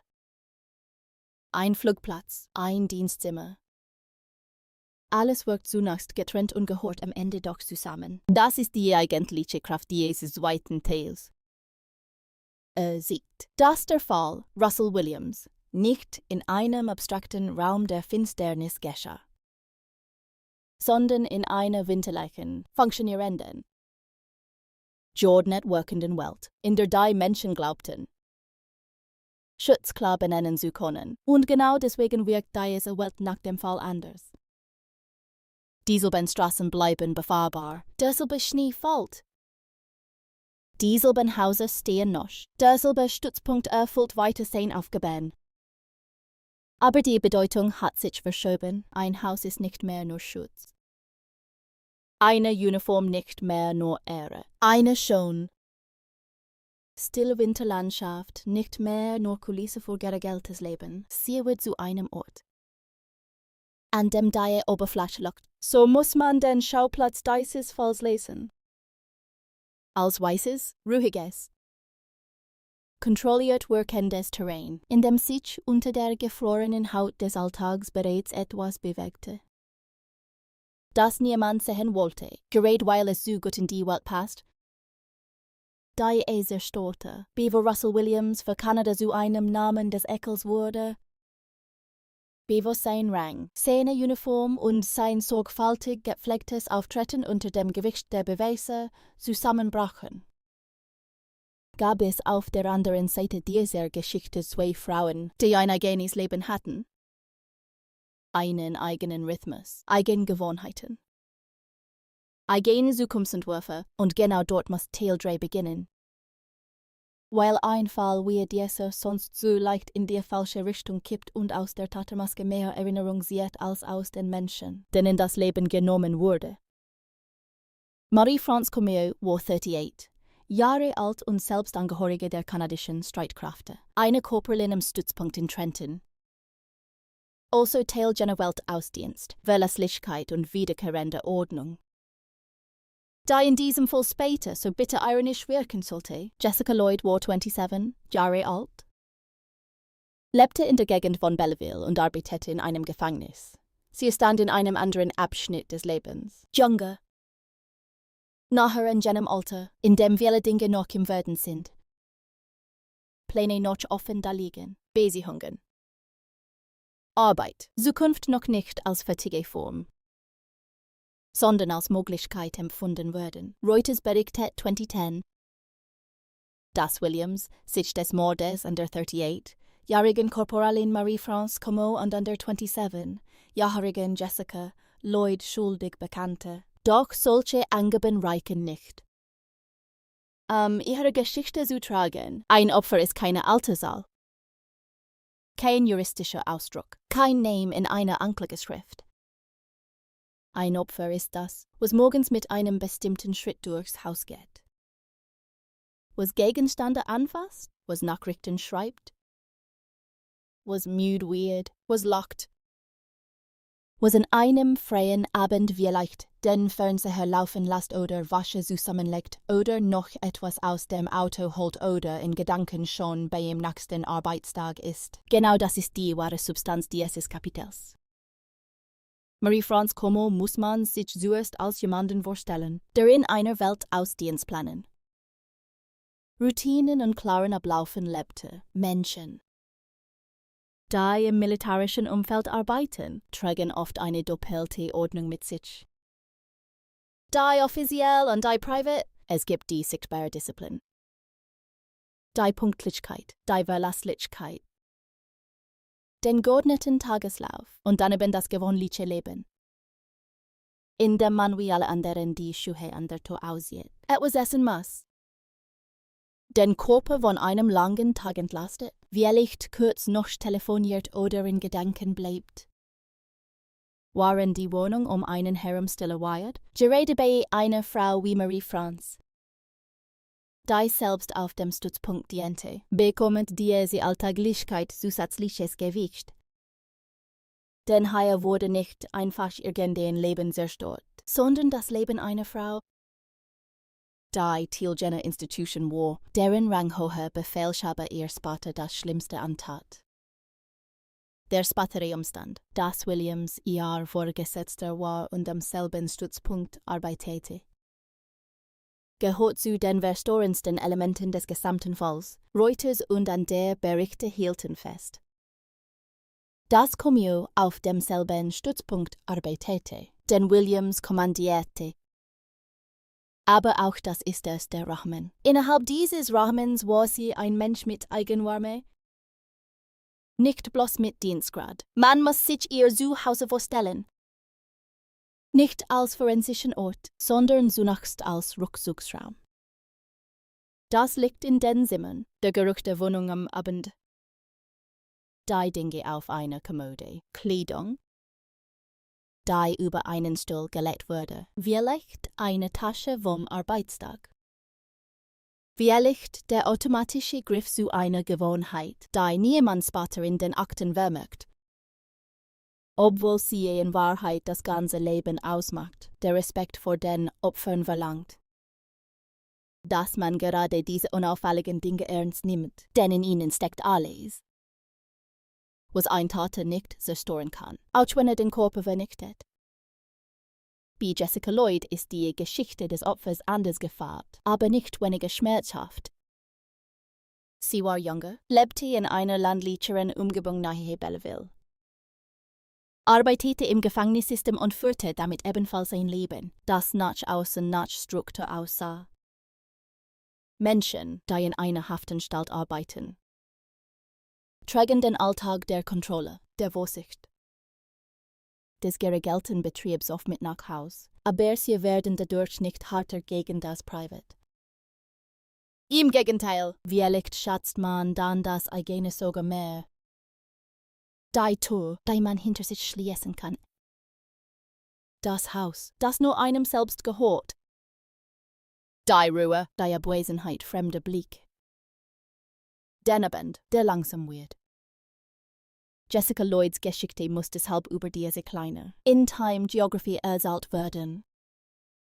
Ein Haus in der Winterlandschaft Ostentarios, ein Auto vor der Tür. Routinen, an denen andere Menschen spatten möchten. Dass was nicht mehr stimmte, Reuters berichtete. Dass sie als Angestellte eines Gefängnisses arbeitete und Ende Januar 2010 aus ihrem Haus entführt wurde, nachdem sie nicht zur Arbeit erschienen war und ihr Auto noch vor dem Haus stand. Auch hier ist die juristische Kurzform nur ein hartes Gerüst, dahinter steht ein Leben. Das bis kurz vor dem Verbrechen noch in Bewegung war. Vielleicht hatte sie vor die nächsten Tage etwas vor. Vielleicht lagen Dinge herum, da sie es später hatte aufräumen wollen. Vielleicht lief ein kleines Stück ihres Alltags so banal ab, dass es vor immer unsichtbar geblieben war. Hatte nicht dieses Verbrechen alles in eine letzte Bedeutung gezwungen? Genauso funktioniert Verlust. Erst durch den Bruch erkennen andere, wie es ein Mensch die Welt bereits ausgefüllt hatte. In der Geschichte der Opfer dieses Falls geht es deshalb nicht nur darum, wie sie offiziell waren, sondern wie ihr Fehlen den Raum verändert. Bei Marie France bedeutete das Fehlen wahrscheinlich, dass in einem Ort militärischer Routine plötzlich eine scharfe Stille entstand, welgemmend, der in diese Ordnung gehörte, aus ihr herausgerissen worden war. Bei Jessica bedeutete es, dass das Haus, das Auto, die Einfahrt und das Ausbleiben am Arbeitsplatz sich in alarmierende Zeichen verwandelten. Ein Mensch fällt nie abstrakt, er fällt konkret. Eine Stimme meldet sich nicht, eine Schicht bleibt unbesetzt. Eine Antwort kommt nicht, eine Verabredung wird nicht eingehalten. Ein Raum bleibt unbenutzt, die wahre Geschichte des Opfers beginnt oft genau dort. Wo andere merken, dass die Welt nicht mehr wie sonst reagiert. Gerade bei Frauen, die ein berufliches Leben mit Verantwortung führen, ist diese Verschiebung oft besonders deutlich, weil ihr Alltag für andere normalerweise lesbar ist. Wo so Arbeit geht, wo Routinen hat, wo Verlassliches, dessen Ausbleiben klingt sofort lauter. Das macht den ersten Schrecken solcher Fälle so brutal. Nichts von dem, was einen Menschen zuverlässig erscheinen lässt, schützt IHN im entscheidenden Augenblick. Es sorgt nur dafür, dass die Unordnung schneller sichtbar wird. Jessica Lloyd war in den später veröffentlichten Ermittlungsunterlagen nicht bloß als Opfer eines Mordes präsent, sondern auch als Ziel eines Täters, der sie über langere Zeit auspackte und in Sehnenvorstellungen einbaute. Das ist eine zusätzliche Grausamkeit dieses Falls. Er traf nicht zufällig in einen fremden Raum, sondern suchte sich Frauen. Beobachtete, näherte sich der intimsten Grenze ihres Lebens und trat dann darüber. Gerichtliche und mediale Berichte hielten fest, dass Williams Frauen fotografisch auspackte, in ihre Häuser eindrang, unter Wasser stahl und sich in ihrer Kleidung fotografierte. Bevor die Gewalt in zwei Fällen eskalierte bis zum Mord, wenn man Teil 3 sauber erzählt, darf man daraus kein voyeuristisches Bild machen. Es muss viel mehr sichtbar werden. Was dadurch geraubt wurde, nicht nur Körper, sondern Privatsphäre, wurde. Die elementare Sicherheit des Zuhauses. Marie France und Jessica lebten beide in einem Raum, der eigentlich Schutz bedeutete. Das ist zentral. Der Täter griff nicht an einem abstrakten Ort an, sondern an der Stelle, an der ein Mensch die Rüstung des Tages erblickt, dort, wo keine Öffentlichkeit mehr ist, wo Rang, Beruf und Fassung sich entspannen dürfen. Die Geschichte des Opfers in diesem Fall ist deshalb immer auch eine Geschichte über Schutzräume. über Frauen, die nach außen funktionierten und im Inneren ihres Lebens dasselbe suchten wie jeder andere Mensch. Ruhe, Normalität. Einen Ort, an dem man nicht beobachtet, nicht taxiert, nicht bedroht wird. Dass genau dieser Raum verletzt wurde, macht ihre Geschichte so schmerzlich. Man darf auch nicht vergessen, dass hinter jedem Opfer weitere Menschen stehen, die in einem solchen Fall gleichsam mit verstümmelt werden, nur langsamer und ohne sichtbare Wunden. Familien, Freunde, Kollegen, Nachbarn, Menschen aus dem Arbeitsumfeld, allemassen die Person, die sie kannten, plötzlich in zwei Bildern gleichzeitig halten. Im lebendigen, gewöhnlichen davor und im unfassbaren danach. Gerard B.I. Marie France, die im militärischen Umfeld eingebunden war.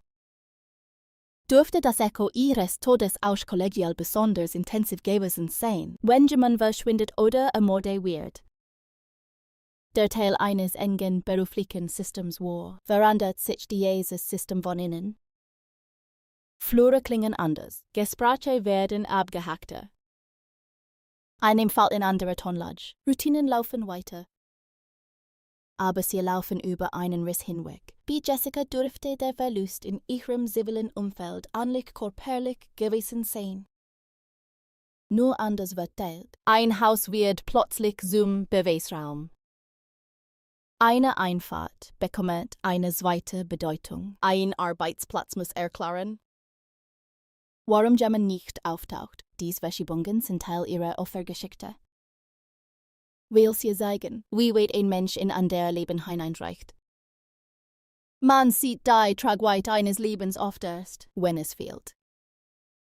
Dass beide Frauen berufstätig, eingebunden und in ihrer jeweiligen Umgebung verortet waren, macht den Fall umso harter, weil hier keine Abstraktionen angegriffen wurden, sondern Erwachsene, konkret Leben in voller Bewegung. Es ist wichtig, in Teil 3 die Opfer nicht künstlich zu idealisieren. Man ehrt Menschen nicht am besten, indem man sie zu Heiligen macht, sondern indem man ihre wirkliche Menschlichkeit ernst nimmt. Das bedeutet, siehe als Frauen mit Müdigkeit, Gewohnheiten, vielleicht kleinen Unordnungen, eigenem Humor, eigenen Eigenheiten zu denken, vielleicht wo einer von ihnen jemand, der Dinge ordentlich hinlegt, waren die andere hier etwas stehen ließ. Am Essbad zu erledigen, vielleicht mochte eine den stillen Feierabend. Waren die an der telefonierte, Musik laufen ließ oder noch unterwegs war. Solche Details sind nicht immer öffentlich dokumentiert, aber genau in dieser Sphäre spielt das echte Leben. Und wenn man sie innerlich mitdenkt, kann man dem Verbrechen seine schlimmste Leistung nicht zugestehen. Nämlich die Opfer auf die Rolle des Getöteten zu reduzieren. Marie France Comeau war nicht in erster Linie die Frau, die in diesem Fall starb. Sie war zuerst eine Frau, die lebte, arbeitet, ihren Platz in der Welt hatte und von anderen gekannt wurde. Jessica Lloyd war nicht in erster Linie die Frau, die verschwand. Sie war zuerst jemand mit einer Zukunft. Mit Roman, Routinen und Menschen, die sie erwarteten. Teil 3 musste ich lesen. Aber entschieden gegen die Reduction arbeiten, gerade weil der Tate so viel öffentliche Aufmerksamkeit auf sich zog, müssen die Opfer hier das Zentrum zurückbekommen. Der Fall Russell Williams lebt von seinem Kontrast zwischen makelloser, oberflächlicher und abgründiger Tat.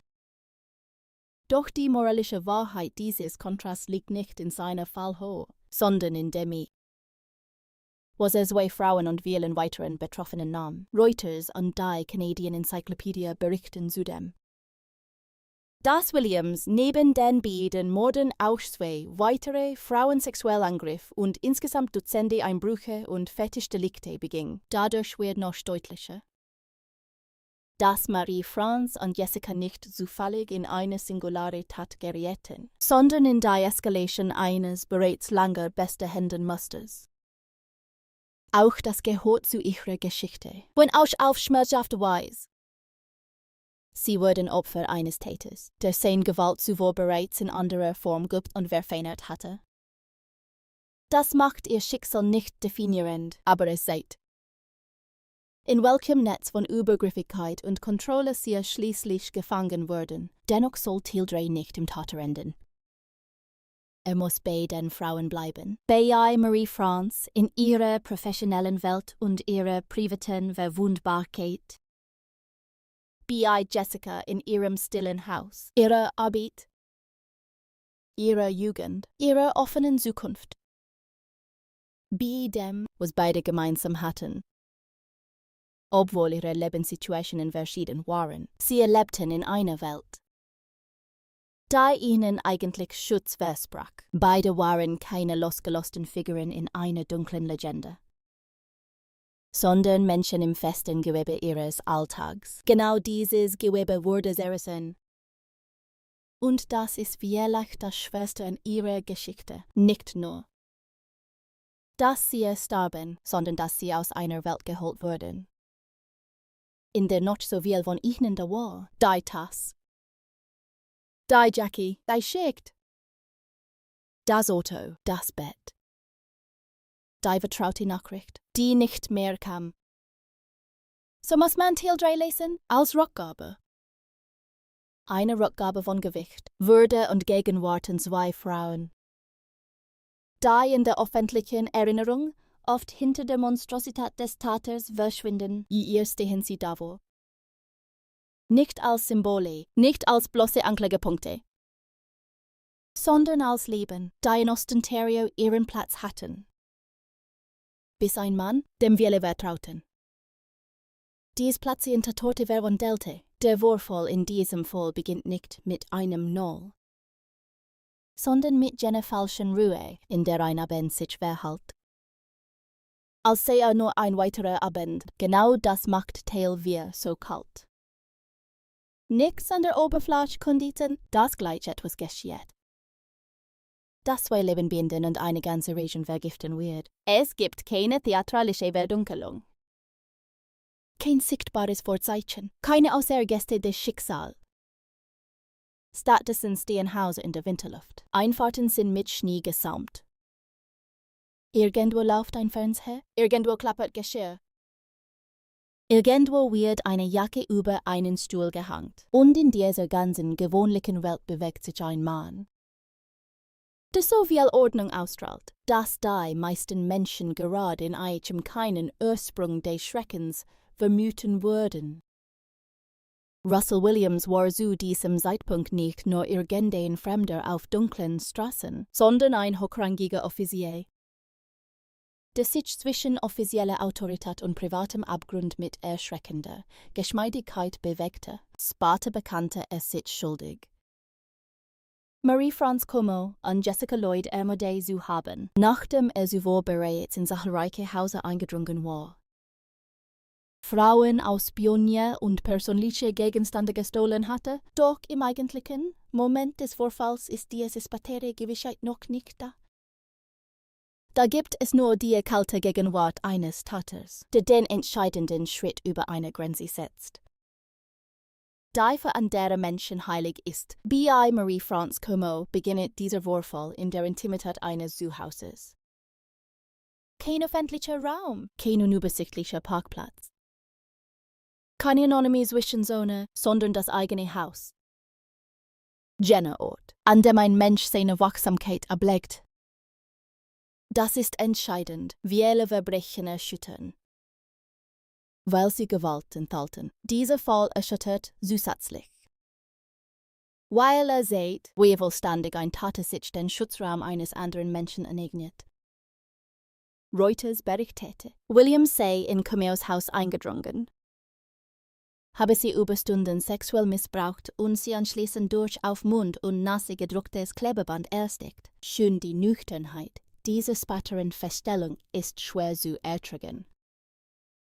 weil sie etwas beschreibt, das in Wirklichkeit aus einer langen Kette von Entscheidungen, Blicken, Bewegungen und entsetzlicher Kontrolle bestand.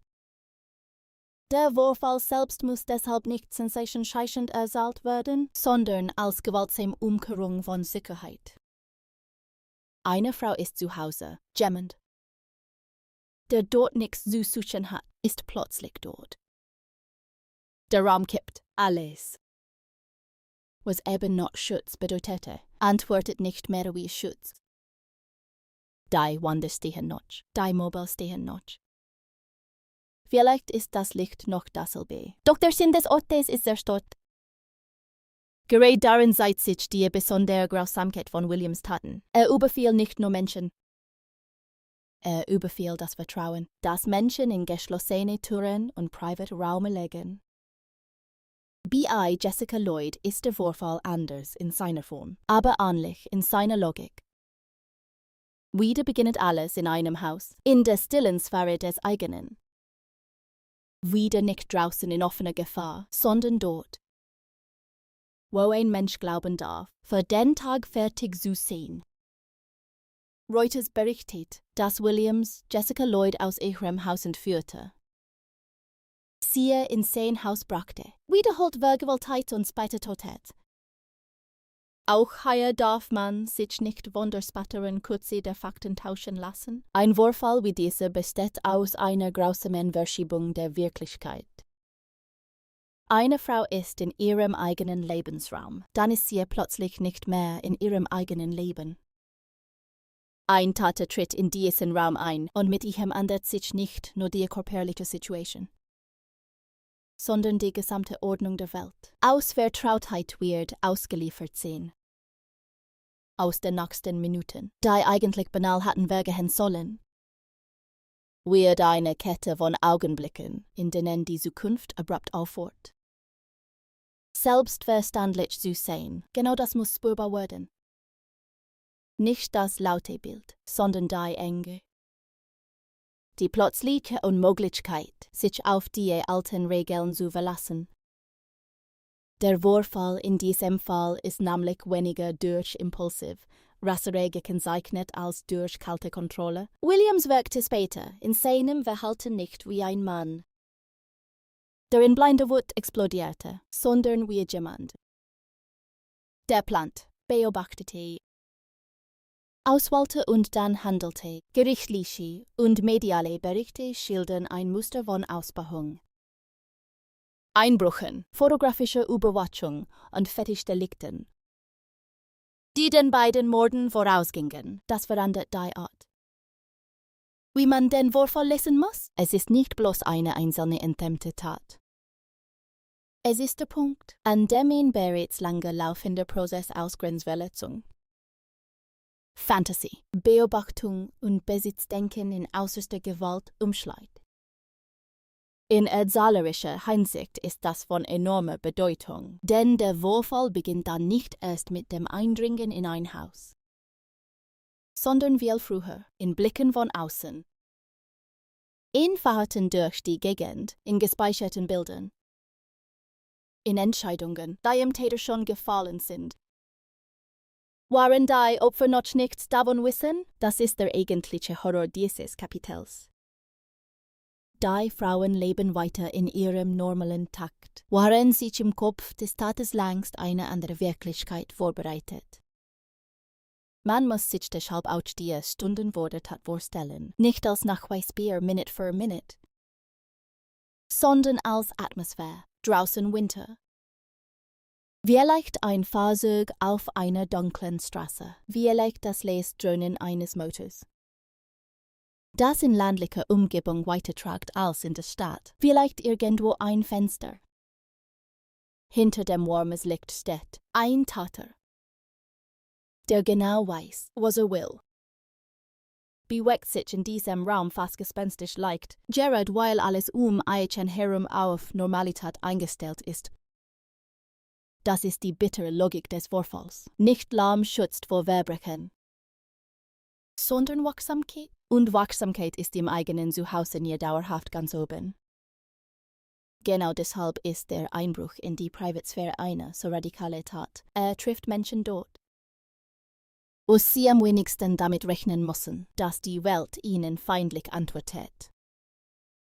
Für die Außenwelt beginnt der Vorfall zunächst als Störung im Ablauf. Im Fall Jessica Lloyd etwa dadurch, dass sie nicht so arbeit erscheint und ihr Auto noch vor dem Haus steht. Reuters nennt genau diese Beobachtung als frühen Alarmmoment.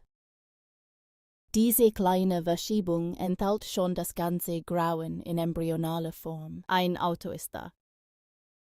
Der Mensch nicht. Das ist keine normale Abwesenheit.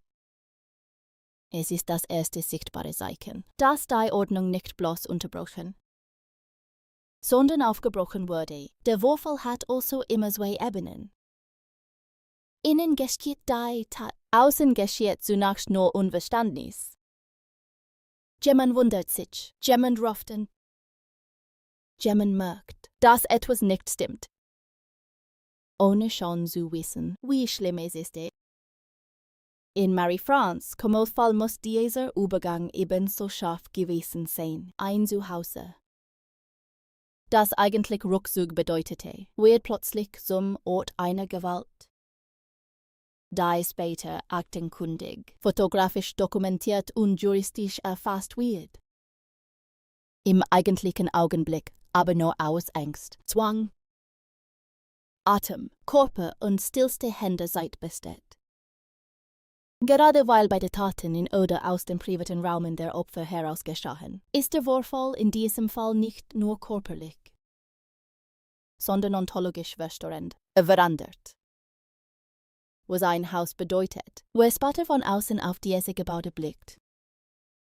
Seit Wände, Fenster, Terrain werden voll kennt. Sieht Bruch, kein Tat zerstört nur den Körper eines Opfers. Er zerstört mit ihm auch die symbolische Sicherheit des Ortes, an dem die Tat geschieht. Das gilt hier in extremer Weise. Williams trug nach außen die Zeichen von Rang. Vernunft und Führungsstarke und nutzte gerade diese kontrollierte Außenhaut, im verborgenen Raum zu betreten. Die IHM niemals hatten offen stehen dürfen. Das macht den Vorfall nicht nur brutal, sondern sinnig. Die Gesellschaft hat IHM mit Vertrauen ausgestattet. Und es setzte die gesellschaftliche Tarnung ein, das intimste Vertrauen anderer Menschen zu vernichten. Wir muss deshalb auch die seelische Asymmetrie dieser Taten zeigen. Auf der einen Seite Frauen, die sich im Schutzraum ihres Lebens befinden, auf der anderen Seite ein Täter, der vorbereitet, entschlossen und in seiner inneren Haltung bereits weit jenseits normaler moralischer Hemmungen operiert. Das Zusammentreffen dieser beiden Zustände ist der eigentliche Vorfall, nicht bloß der körperliche Angriff, sondern das Aufeinandertreffen von Selbstverständlichkeit und kalkulierter Bosartigkeit. Eine Frau bewegt sich innerhalb ihres eigenen Alltags. Der Täter bewegt sich bereits außerhalb jeder gemeinsam geteilten Wirklichkeit. Und wenn diese beiden Räume kollidieren, entsteht das, was später in Akten nocturn Tat genannt wird. In Wahrheit aber ist es ein Herausreißen eines Menschen aus seiner letzten Selbstverständlichkeit. Man sollte in diesem Kapitel auch nicht übersehen, dass Williams Taten nicht im Effekt an einem zufälligen Ort explodierten, sondern auf Kontrolle beruhten. Dies Kontrolle ist zentral, weil sie erklärt, warum der Fall so lange wie ein doppelter Betrug wirkt. Der Täter betrug seine Umwelt mit seiner respektablen Erscheinung. Und er betrug die Opfer mit dem Überfall auf genau den Raum, in dem sie keinen Betrug mehr erwarten.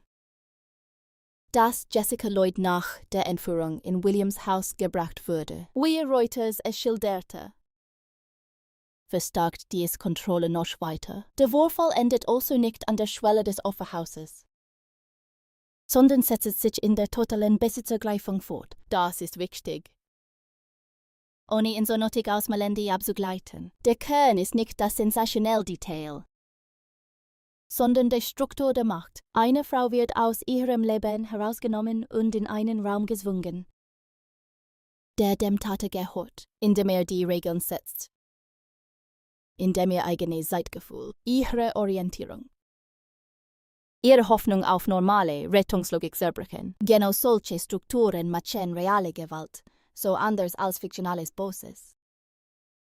Sie leben nicht von dunkler Magie, sondern von Planung. Dominanz und einem erschreckenden Maß an innerer Kälte. Wie Marie France Comeau bestand diese Kälte in der Dauer und dem bewussten Ausschalten der Qual des anderen.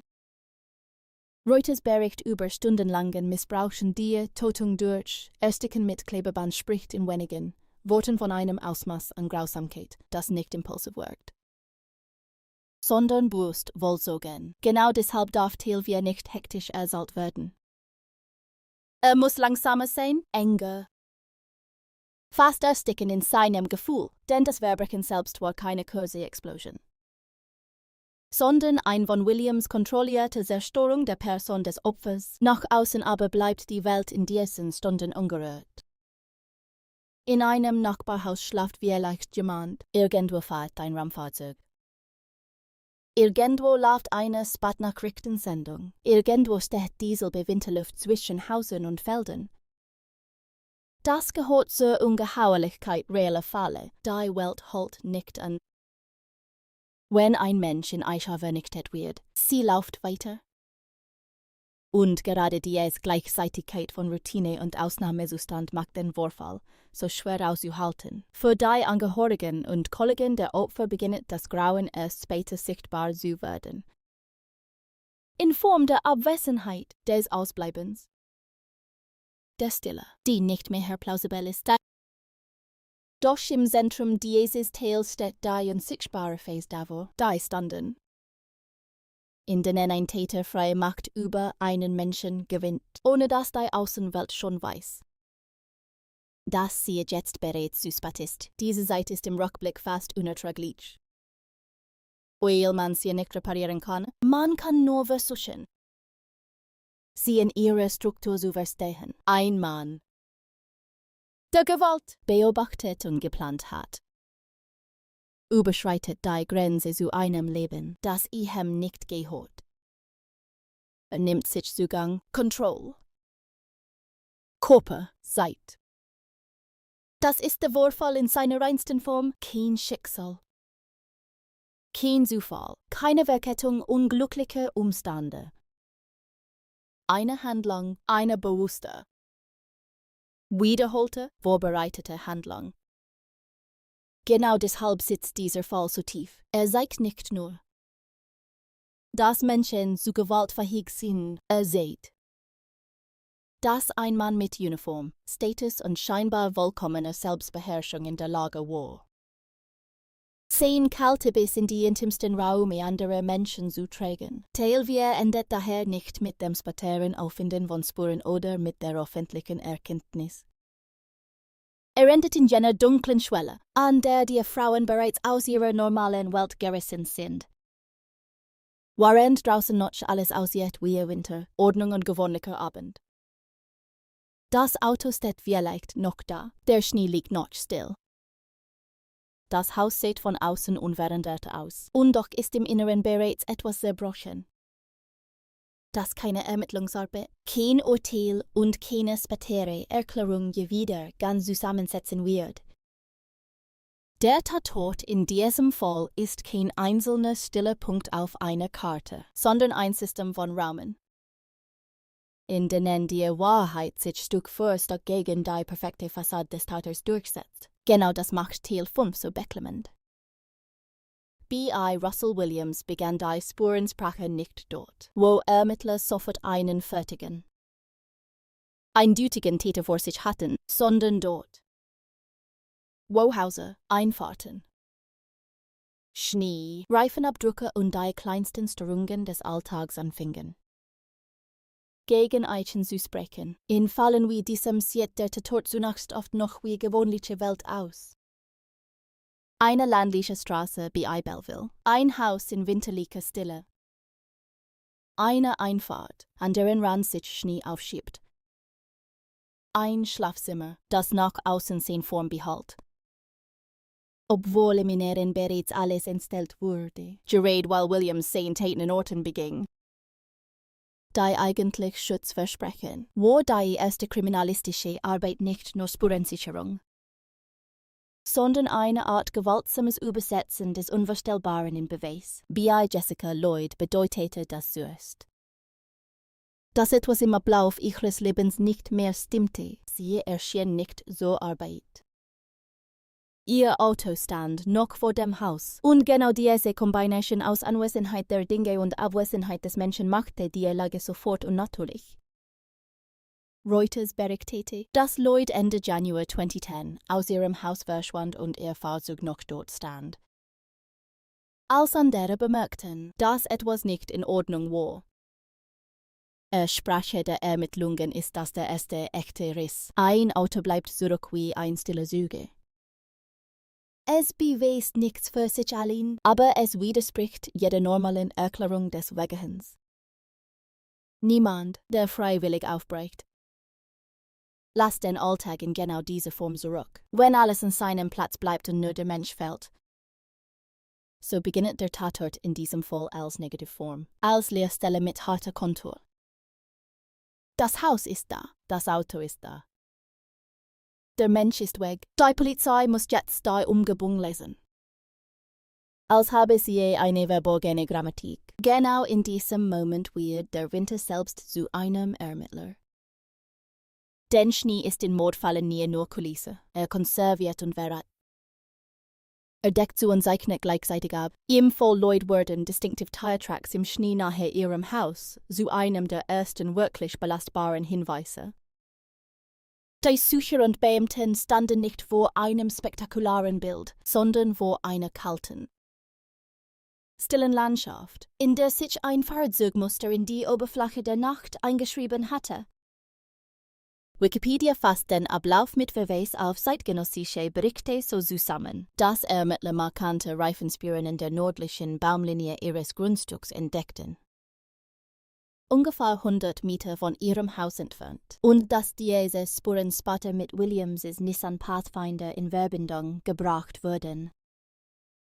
Forensisch trocken klingt, ist erzählerisch von enormer Kraft. Denn plötzlich antwortet die Landschaft, nicht mit Worten, sondern mit Druckmustern im Schnee, mit jener kalten Präzision. Die keinen moralischen Zorn kennt und gerade deshalb so verlässlich ist, der Tate mag geschniegelt auftreten, befordert werden, befehlen und repräsentieren. Aber Gummi im Winter lockt nicht. Teil 5 lebt genau von diesem Gegensatz. Ein Mann kontrolliert sein Gesicht, sein Stimme, sein Gestern. Der Boden unter seinem Faser kontrolliert nichts. Speichert, hält fest. Verrät. Der Tatort war damit bei Jessica Lloyd nicht nur das Innere des Hauses, aus dem sie verschwand, sondern aus der Außenraum. Die Einfahrt, der Schneerand, die Linie zum Straßenraum, die Baumkante, der Ort, an dem ein Fahrzeug so nah an ihr Leben herangerückt war. Die ersten Hinweise in großen Fällen sind oft demütig und klein, kein großes Schild. Kein offener Fingerzeig, sondern Druck. Richtung, Distanz. Aber genau diese Nüchternheit macht sie so mächtig. Ermittler mussten die Szene lesen wie ein Uhrmacher ein bestgedeihtes Werk. Wo kam das Fahrzeug her? Wie tief war der Abdruck? Welche Reifenbreite, welche Wiederholung des Profils? Welche Lage im Verhältnis zum Haus? War das ein Zufallsfahrer? Einwände, jemand mit lokalem Bezug oder jemand, der gezielt genau an diesem Rand stand. Solche Fragen wirken technisch. Doch sie ertragen in Wahrheit die ganze Moral eines Mordfalls. Denn jede brauchbare Antwort bringt die Ermittler einen Schritt weg von dem ungerichteten Schrecken und einen Schritt nahe an das konkrete Handeln eines Menschen. Die Reifenspuren wurden genauso zu einem Wendepunkt. Reuters und spätere Zusammenfassungen halten fest, dass die Ontario Provincial Police Anfang Februar 2010 gezielt Fahrzeuge im fraglichen Korridor kontrollierte und dass ein Beamter die Übereinstimmung zwischen dem Reifenmuster von Williams' SUV und den Spuren nahe Lloyds Haus bemerkt, ist aber in diesem Fall mehr als die Schneespur eines Wagens. Ist auch das Haus selbst! Und ein Haus wird nach einer solchen Tat in 2 Schichten lesbar. Vor Außenstehende bleibt es zunächst ein Gebäude, für Ermittler ist es ein Speicher letzter Bewegungen. Die Tür, die Fenster. Mögliche Eintrittswege, der Zustand des Schlafzimmers. Die Lage einzelner Gegenstände, die Unterbrechung des Gewöhnlichen wird zu einer Frage. Wurde hier überraschend überrumpelt, gab es Anzeichen für langere Kontrolle. Was wurde berührt? Was fällt? Was ist verstellt? Was ist noch unheimlicher? Weil es vollkommen normal aussieht, gerät B.I. Williams Wardies Arbeit besonders festrennt. Weil seine Delikte nicht auf rohe Verwüstung setzten, sondern oft auf ein kaltes Eindringen. Beobachten, fixieren und mitnehmen. In der späteren Aufarbeitung wurde deutlich, dass über Jahre in Hause eingedrungen war. Frauen fotografisch auspackte, Unterwäsche und andere persönliche Stücke stahl und die Intimsphäre seiner Opfer archivierte wie ein Besessener mit militärischem Ordnungssinn. Reuters berichtete, dass Ermittler nach seiner Festnahme in seinem Haus versteckte Andenken, Fotos, Datien der Übergriffe und Material fanden. Das er systematisch aufbewahrt hatte, der Tatort in diesem Fall eine zweite Ebene. Ist nicht nur der Ort, an dem eine Tat geschieht, sondern der Ort, an dem ein Täter versucht, Kontrolle zu materialisieren. Williams hinterließ keine chaotische Raserei, sondern die kalte Signatur eines Mannes, der Besitz über Menschen, Räume und Bilder wollte. Das macht die ersten Hinweise so wichtig. Weil sie die Signatur schon andeuten, bevor sie nehmen gültig feststeht. Auch beim Mord an Marie-France Como war der Tatort nicht bloß das spätere Wissen ihren Tod, sondern das Konkrete. In dem Schlachtfeld ihres eigenen Hauses. Global News fasste die spätere Gerichtsverhandlung so zusammen. Dass Williams in ihr Haus eindrang, mit einer vorbereiteten Tasche kam und in einem Kellerbereich auf sie wartete. Bevor die Tat eskaliert, eine vorbereitete Tasche mit mitgebrachten Gegenständen verändert die Bedeutung des Tatorts radikal. Denn damit wird der Schauplatz nicht mehr nur zu einem Ort, an dem etwas geschah, sondern zu einem Ort, den der Täter bereits in Gedanken in Besitz genommen hatte. Noch bevor das Opfer überhaupt merkte, dass es Gefahr gab. Ein Tatort dieser Art spricht nicht nur von Gewalt, sondern von Absicht. Sagt, dass der Täter nicht im Affekt ins Zimmer taumelte, sondern die Schwelle überschritt, während in IHM die Tat längst geformt war. Für Forensiker ist das von großer Bedeutung. Vorbereitung hinterlässt andere Logik als Spontaneität. Mitgebrachte Fesselungs- oder Kontrollmittel, gesielte Bewegungen im Haus, ausgewählte Verstecke, Verhalten im Dunkeln. All das gehört zu einer Handschrift, und die Handschrift eines Täters ist oft das erste. Was Ermittler spüren, noch bevor sie es jeweils ausformulieren können. Gerät in Teil 5 muss dieser kriminalistische Blick deutlich werden. Die Wahrheit in einem Fall wie diesem kommt nicht als Geständnis zu Beginn. Sie kommt als Muster, als Zusammenhang von Raum, Zeit und Material, als Übereinstimmung zwischen dem, was draußen im Schnee liegt, und dem, was drinnen an der Struktur der Tat ablesbar ist. Dazu kommt in Williams Fall eine dritte, fast unheimliche Ebene des Tatorts, sein eigenes Haus. Denn sobald der Verdacht sich verdichtete und die Polizei nach seiner Festnahme Durchsuchungen vornahm, verwandelte sich sein Zuhause selbst in einen Gegentatort. In ein Archiv der Schuld. City News berichtet im Februar 2010. Das forensische Team sei in Ottawa Haus stundenlang durchsuchten, nachdem er wegen der Morde und weiterer Sexualdelikte angeklagt worden war. Anden oder laut Wahrnehmung finden konnten, war nicht bloß irgendeines Material, sondern die innere Mechanik des Falls. Laut den Sparte zusammengefassten Angaben aus der Wahrnehmung führte Williams die Polizei zu versteckten Trophäen. Fotografien, Videodatieren. Kleidungsstücken und digital gesichertem Material, das 10 Delikte miteinander verband. Sich Teil 5 Weg vom klassischen Bild eines einzelnen Fundorts hin zu etwas viel kalterem. Der Tatort verteilt sich über mehrere Räume. Das Opferhaus erzählt vom Angriff, die Umgebung erzählt von der Bewegung des Täters. Sein eigenes Haus erzählt vom Nachleben der Tat in seinem Kopf. Diese Triangulation ist der eigentliche Durchmesser des Falls. Und die ersten Hinweise bilden die Schmalbrücke dazwischen. So ist nur eine verletzte Frau. Dann ein Auto, das noch da ist. Dann Reifenspuren, dann der Abgleich. Dann die Feststellung, dass dieser Mann nicht zufällig in die Nähe dieser Spur gerät. Dann die wachsende Erkenntnis, dass hinter einem tadellos wirkenden Offizier eine ganze innere Beweiswelt verborgen liegt.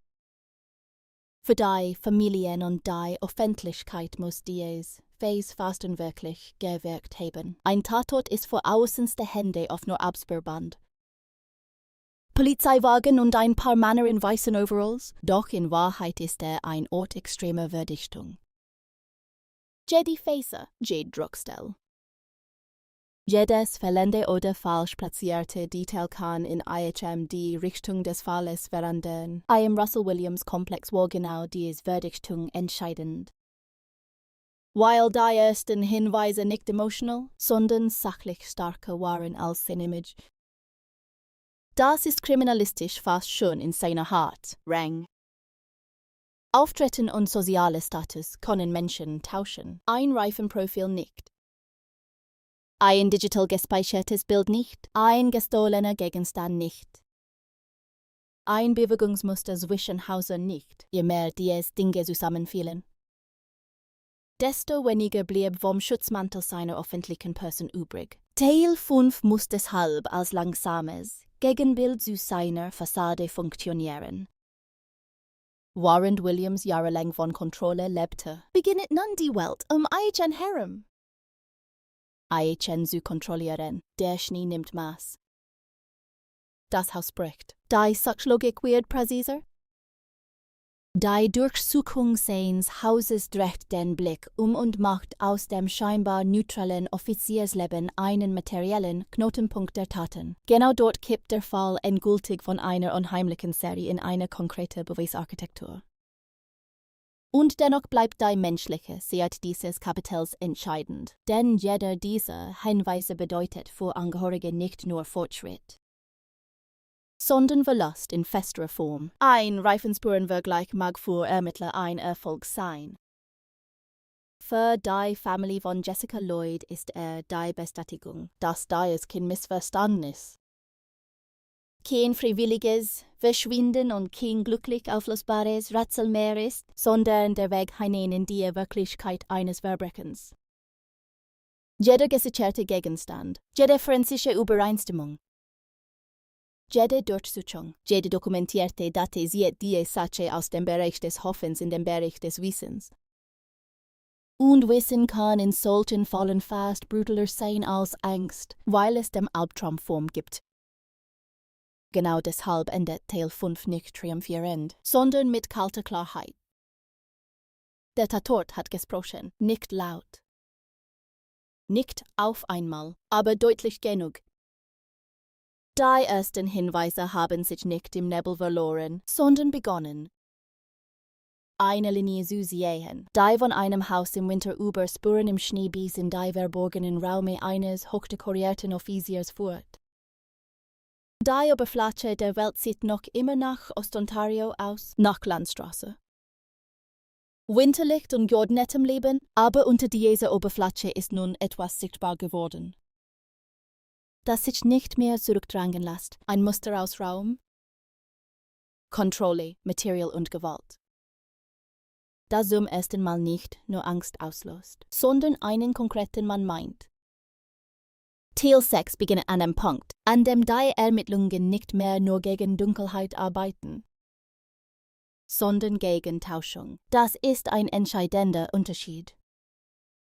In vielen Gewaltfällen ist der Täter zunächst ein leerer Raum. Eine Abwesenheit might folgen. Im Fall Russell Williams war irgendwann etwas viel Unheimlicheres. Ein anwesender Mann mit gutem Ruf. MIT-Rang, MIT-Disziplin. Mit einem Gesicht, das in Sitzungen, auf offiziellen Terminen und in militärischen Zusammenhängen nicht wie das Gesicht eines Sexualtäters und Morders wirkte. Genau deshalb geraten die Ermittlungen in diesem Kapitel in ihre eigentliche Sackgasse. Nicht, weil es keine Hinweise gäbe, sondern weil die Wahrheit sich hinter einer gesellschaftlich hoch akzeptierten Form verbirgt. Die Polizei hatte nach dem Verschwinden von Jessica Lloyd bereits etwas in der Hand. Das Belastbare war als bloßes Bauchgefühl. Markante Reifenspuren nahe ihrem Haus. Die Spuren führten dazu, dass Ermittler Fahrzeuge im fraglichen Gebiet überprüften. Und dabei fiel Williams Nissan Pathfinder auf, weil sein Reifenprofil mit dem Muster im Schnee übereinstimmte. Das war einerseits ein starkes forensisches Signal, andererseits aber noch nicht das Ende der Arbeit.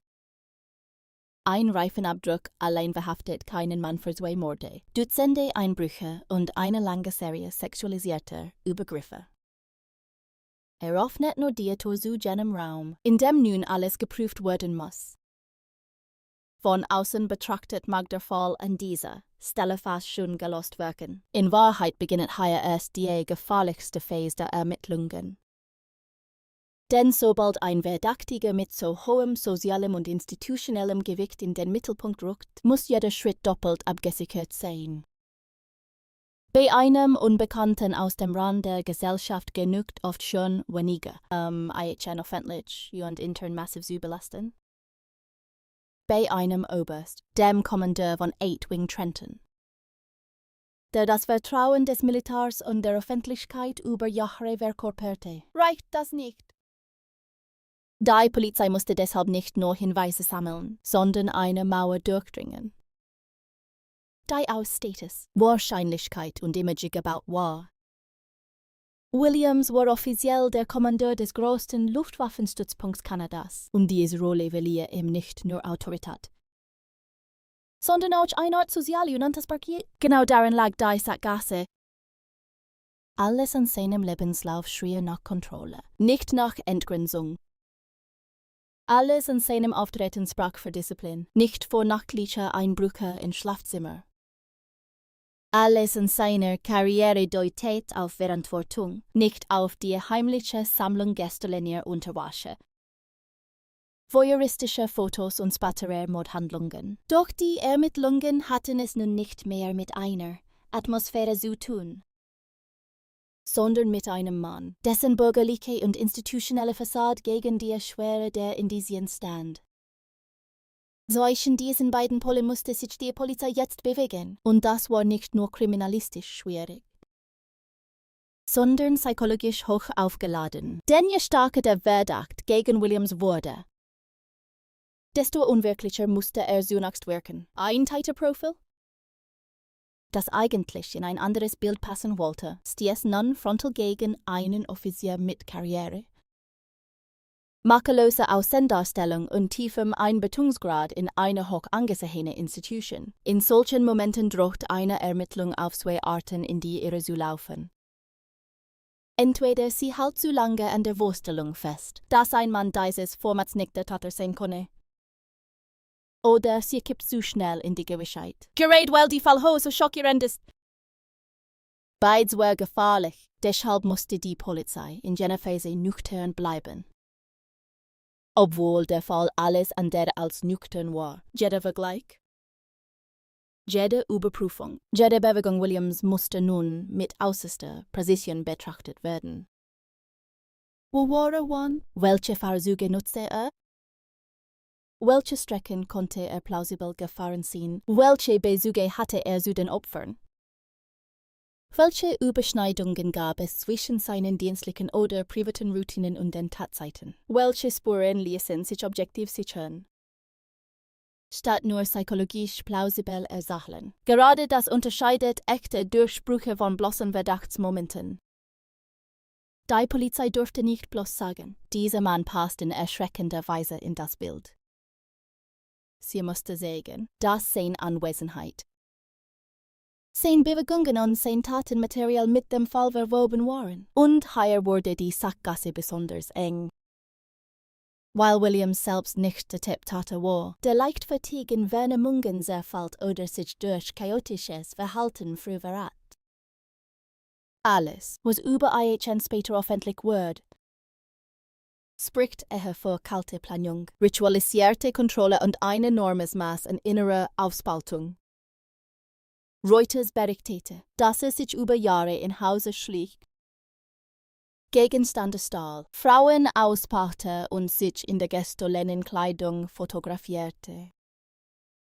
Bevor die Gewalt in sexuelle Übergriffe und schließlich zwei Morde eskalierte. Ein solcher Täter lebt davon, dass sein Außenhaut stabil bleibt. Genau deshalb ist der Ermittlungsstillstand in Teil 6 nicht wirklich Stillstand, sondern ein Ringen die Frage, wie man einen hochkontrollierten Mann aus seiner kontrollierten Rolle herauslässt, ohne dabei den juristischen Boden zu verlieren. Gleichzeitig liefen die Ermittlungen auf einer zweiten Ebene gegen eine viel ältere Sackgasse. Gegen die Frage, wie viel der vorangegangenen Einbrüche, Fetischdelikte und Übergriffe man bereits früher hatte zusammenführen können, wenn nicht dieselbe gesellschaftliche Blindheit im Weg gestanden hatte. Williams war nicht erst mit den beiden Morden zu einem Täter geworden. Er hatte ein Muster. Er hatte über Jahre Häuser ausgespart, betreten und Privatraum verletzt. Diese Delikte lagen vor den Morden wie Dunkelvorstufen, wie ein inneres Leben der Enthemmung. Doch Serien von Einbrüchen, gerade wenn sie in ihrer unmittelbaren äußeren Form nicht zu Mord eskalieren, werden in der öffentlichen und manchmal auch institutionellen Wahrnehmung oft nicht mit der gleichen Dringlichkeit behandelt wie offensichtbare Gewaltverbrechen. Im Rückblick wirkt das wie eine weitere Sackgasse des Falls. Der Täter entwickelte sich.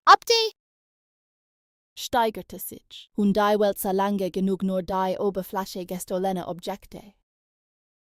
Nicht die innere Richtung dieser Taten. Teil 6 muss deshalb auch den Gedanken zulassen, dass Ermittlungen immer mit der Vergangenheit ringen. Nicht nur mit der Frage, wer der Täter jetzt ist, sondern auch mit der quälenden Möglichkeit, welche Muster schon früher erkennbar gewesen waren, wenn der richtige Blick früher auf sie gefallen war. Doch als sich der Verdacht gegen Williams verdichtete, konnte die Polizei nicht im Konjunktiv arbeiten. Sie musste jetzt handeln. Ein wichtiger Schritt dabei war der Umgang mit seinem Verhör. Der Vergleich der Reifenspuren brachte IHN in einen gefährlich engen Radius Jessica Lloyds Haus. Aber selbst dieser Fund bedeutete noch keine sofortige moralische Klarheit. Ein Verteidiger kann einwenden, dass ähnliche Reifen existieren, dass Bewegungen in landlichen Räumen nicht automatisch Tatbeteiligung bedeuten, dass ein Fahrzeug in der Nähe eines Hauses noch keinen Mord beweist. Genau deshalb blieb die Ermittlung zunächst in dieser harten Zwischenzone. Zu viel Williams noch als bloß entfernte Möglichkeit zu behandeln, aber noch nicht genug, den gesamten Fall nur auf die Stärke eines Reifenspurenabgleichs zu stellen. An dieser Stelle wird die Sackgasse fast körperlich spürbar. Die Polizei weiß, dass sie nahe dran ist. Der Verdacht hat Gewicht, doch gerade weil der Fall so gravierend ist, darf man nicht springen, wo man gehen muss. Also wird weiter geprüft, weiter gesichert, weiter gesucht, und dann beginnt sich das Bild von innen her zu verändern. Mit der Festnahme und den anschließenden Durchsuchungen von Williams Haus brach nicht nur seine äußere Fassade an, sondern auch die innere Archivwelt auf. Da er sich aufgebaut hatte. In seinem Haus fanden Ermittler nach den später öffentlich gewordenen Angeben nicht bloß harmlose oder zufällige Gegenstände, sondern Trophäen, Gestohlenkleidung, Digitalbilder, Dateien und Material. Das sind Delikte in erschreckender Weise dokumentierte. Hier endet die eigentliche Sackgasse der Ermittlungen. Aber noch nicht das Kapital ihres Schmerzes, denn was die Polizei nun findet, ist mehr als Beweismaterial. Es ist eine zweite geheime Version seines Lebens. Warrant draußen der Offizier. Pilot und Kommandeur existierte innen der Sammler. Beobachter, Eindringling und Morde. Dies Kluft ist das Herz des Falls und sie erschlagt in Teil 6 mit voller Wucht. Die Ermittler müssen nun nicht lange vermuten, dass sie es mit einem Mann doppelter Natur zu tun haben. Sie sehen das System vor sich. Das Material aus seinem Haus ist keine einzelne Entgleisung, sondern ein geordnetes Muster von Grenzverletzung, Überwachung und Besitzdenken. Und gerade weil es so geordnet war, muss es auf die Polizeibeamten besonders verstörend gewirkt haben. Chaos ist schrecklich, aber es hat wenigstens etwas Offenbares. Ordnung im Dienst des Bösen ist kalter, sie seht. Dass der Tate nicht in Momenten zusammenbrach, sondern sich in seinen Taten ein zweites verborgenes Regiment errichtet hat. Für die Ermittlungen war das der Punkt, an dem aus einer starken Verdachtslage ein fast erschütternd klares Bild wurde. Für die Öffentlichkeit aber war genau das der Augenblick, in dem der Fall endgültig aus dem Bereich des bloßen Schocks in den Bereich des unfassbaren Verrats überging. Denn nun war es nicht mehr nur denkbar, sondern sichtbar, dass ein hochrangiger Luftwaffenoffizier jahrelang ein sexuelles Raubsystem in privaten Häusern betrieben und schließlich 2 Frauen ermordet hatte. Reuters berichtete später auch über die formalen Schuldeingeständnisse in insgesamt 88 Anklagepunkten, darunter 2 Morde ersten Grades, sexuelle Übergriffe, forcible confinement und zahlreiche Einbrüche. Doch bevor die Gerechtigkeit in die Sprache des Gerichts übergeht, bleibt Teil 6 noch in der Sprache der Ermittlung. Und dort bedeutet der Fund solcher Materialien nicht nur Entlastung, sondern auch Bestätigung des schlimmsten Verdachts. Alles, was die Polizei nun in Händen hält, zwingt den Fall in eine andere Form. Ist nicht lange bloß offen, sondern in den Verknüpft. Die Opferfalle, die Einbrüche, die Trophäen, die Fotos, die Bewegungen des Fahrzeugs. Das Verhalten des Manns, alles beginnt sich gegenseitig zu stützen. Genau das ist der Moment, in dem die Sackgasse sich löst. Aber diese Lösung fühlt sich nicht leicht an, sie fühlt sich an wie das Öffnen einer Tür zu einem Raum, den man eigentlich nie betreten wollte. Für die Familien der Opfer ist diese Phase fast noch grausamer als die diffuse Ungewissheit zuvor. Denn diffuse Ungewissheit lässt an manchen Stellen noch Resthoffnung. Konkretes Beweismaterial tut das nicht. Es nimmt dem Fall die Nebelhaftigkeit, aber es gibt ihm zugleich eine Harte, die nicht mehr weichgeerdet werden kann. Das Auto, die Spuren, das Haus, die Dateien, die gestohlenen Dinge, die Verknüpfung. Alle seid nun in dieselbe Richtung. Und diese Richtung führt zu einem Mann, der nach außen vor Pflicht, Disziplin und Nationalwohlstand. Genau dort endet Teil 6. Nicht mit Erleichterung, sondern mit einem engen, kalten Gefühl von Unausweichlichkeit. Die Verdächtigen sind verschwunden. Die Sackgassen sind durchschritten. Die Ermittlungen haben ihren Mann. Aber was sie nun besitzen, ist nicht bloß eine Lösung, sondern der volle Beweis dafür, dass hinter einer makellosen Uniform ein Tate lebte, der seine Gewalt mit derselben Disziplin organisierte, mit der andere Verantwortung tragen. Der Durchbruch in diesem Fall kam nicht wie eine plötzliche Explosion, sondern wie das unaufhaltsam Susieren einer Schlinge, da es sich aus kalter Sachlichkeit knüpfte. Gerade das macht Teil 7 so eindringlich. Nach Wochen der Unsicherheit, nach der nervösen Verdichtung von Spuren, Fahrzeugdaten, Bewegungsprofilen und dem beklemmenden Gefühl.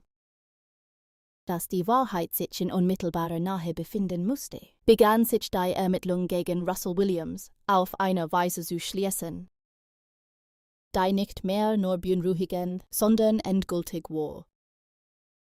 Das Entscheidende an diesem Durchbruch ist, dass nicht aus einem emotionalen Zusammenbruch des Täters hervorging. Nicht aus Reue, nicht aus einem moralischen Ries, sondern aus der Präzision kriminalistischer Arbeit, Reifenmuster im Schnee, die zunächst nur wie kalte Abdrücke auf einer winterlichen Fläche wirkten, wurden zu einer Linie, die sich immer enger am Eichen zog. Die Polizei kontrollierte Fahrzeuge, verglich Spuren, prüfte Muster.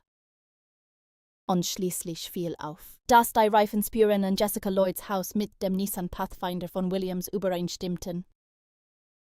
Damit war der Fall noch nicht gewonnen, aber zum ersten Mal bekam das namenlose Grauen einen festen Körper. Eine Adresse, ein Fahrzeug.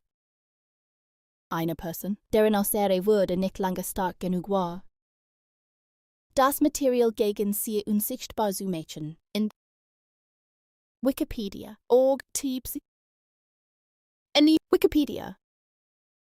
Wiki Russell _Williams _%28, criminal %29, Atom _source =sign ChatGPT.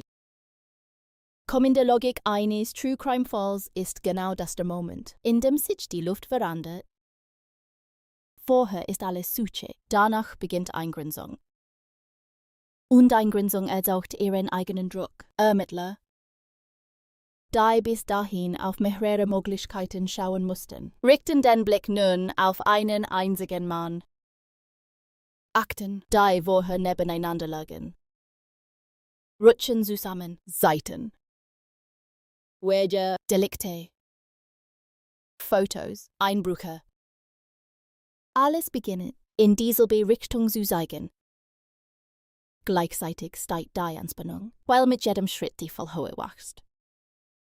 Wenn dieser Mann wirklich der Täter ist, dann ist der Fall nicht nur gelöst, sondern in einer Weise gelöst, die das öffentliche Vertrauen bis ins Mark erschüttern wird.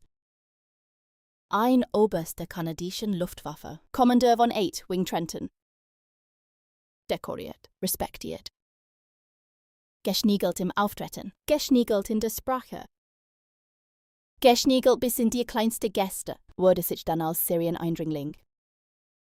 Sexualtäter und Doppelmörder entpuppen. Das ist kein gewöhnlicher Durchbruch. Das ist die Zertrümmerung einer ganzen gesellschaftlichen Annahme darüber, wie das Böse aussieht. Die Polizei stand damit nicht bloß vor einem Verdächtigen, sondern vor einer Person, deren soziale Rolle wie ein Schutzschild wirkte. Gerade deshalb musste der Durchbruch absolut sauber sein. Und genauso kam nicht mit Spektakel, sondern mit Verdichtung M7. Februar 2010 wurde Williams in der Nähe von Ottawa angehalten und von Ermittlern konfrontiert. Kurz darauf wurde er festgenommen. Reuters und zusammenfassende Darstellungen des Falls halten fest, dass dieser Zugriff nach dem Reifenspurenvergleich erfolgte und dass die Ermittler seine Bewegungen nun eng mit dem Verschwinden und dem Mord an Jessica Lloyd verknüpften. Reuters Reuters, article Welders Canadian Air Force Colonel jailed for sex murders. Industry 69 K4RN. Utem _source =sign ChatGPT kommt doch der eigentliche Durchbruch war nicht nur die Festnahme. Lag in dem, was nach der Festnahme geschah? In großen Mordfällen gibt es diesen Moment, in dem ein Täter physisch gefasst ist, aber die Wahrheit noch immer hinter seiner Stirn, in seinen Raumen und in den Materialien verborgen liegt.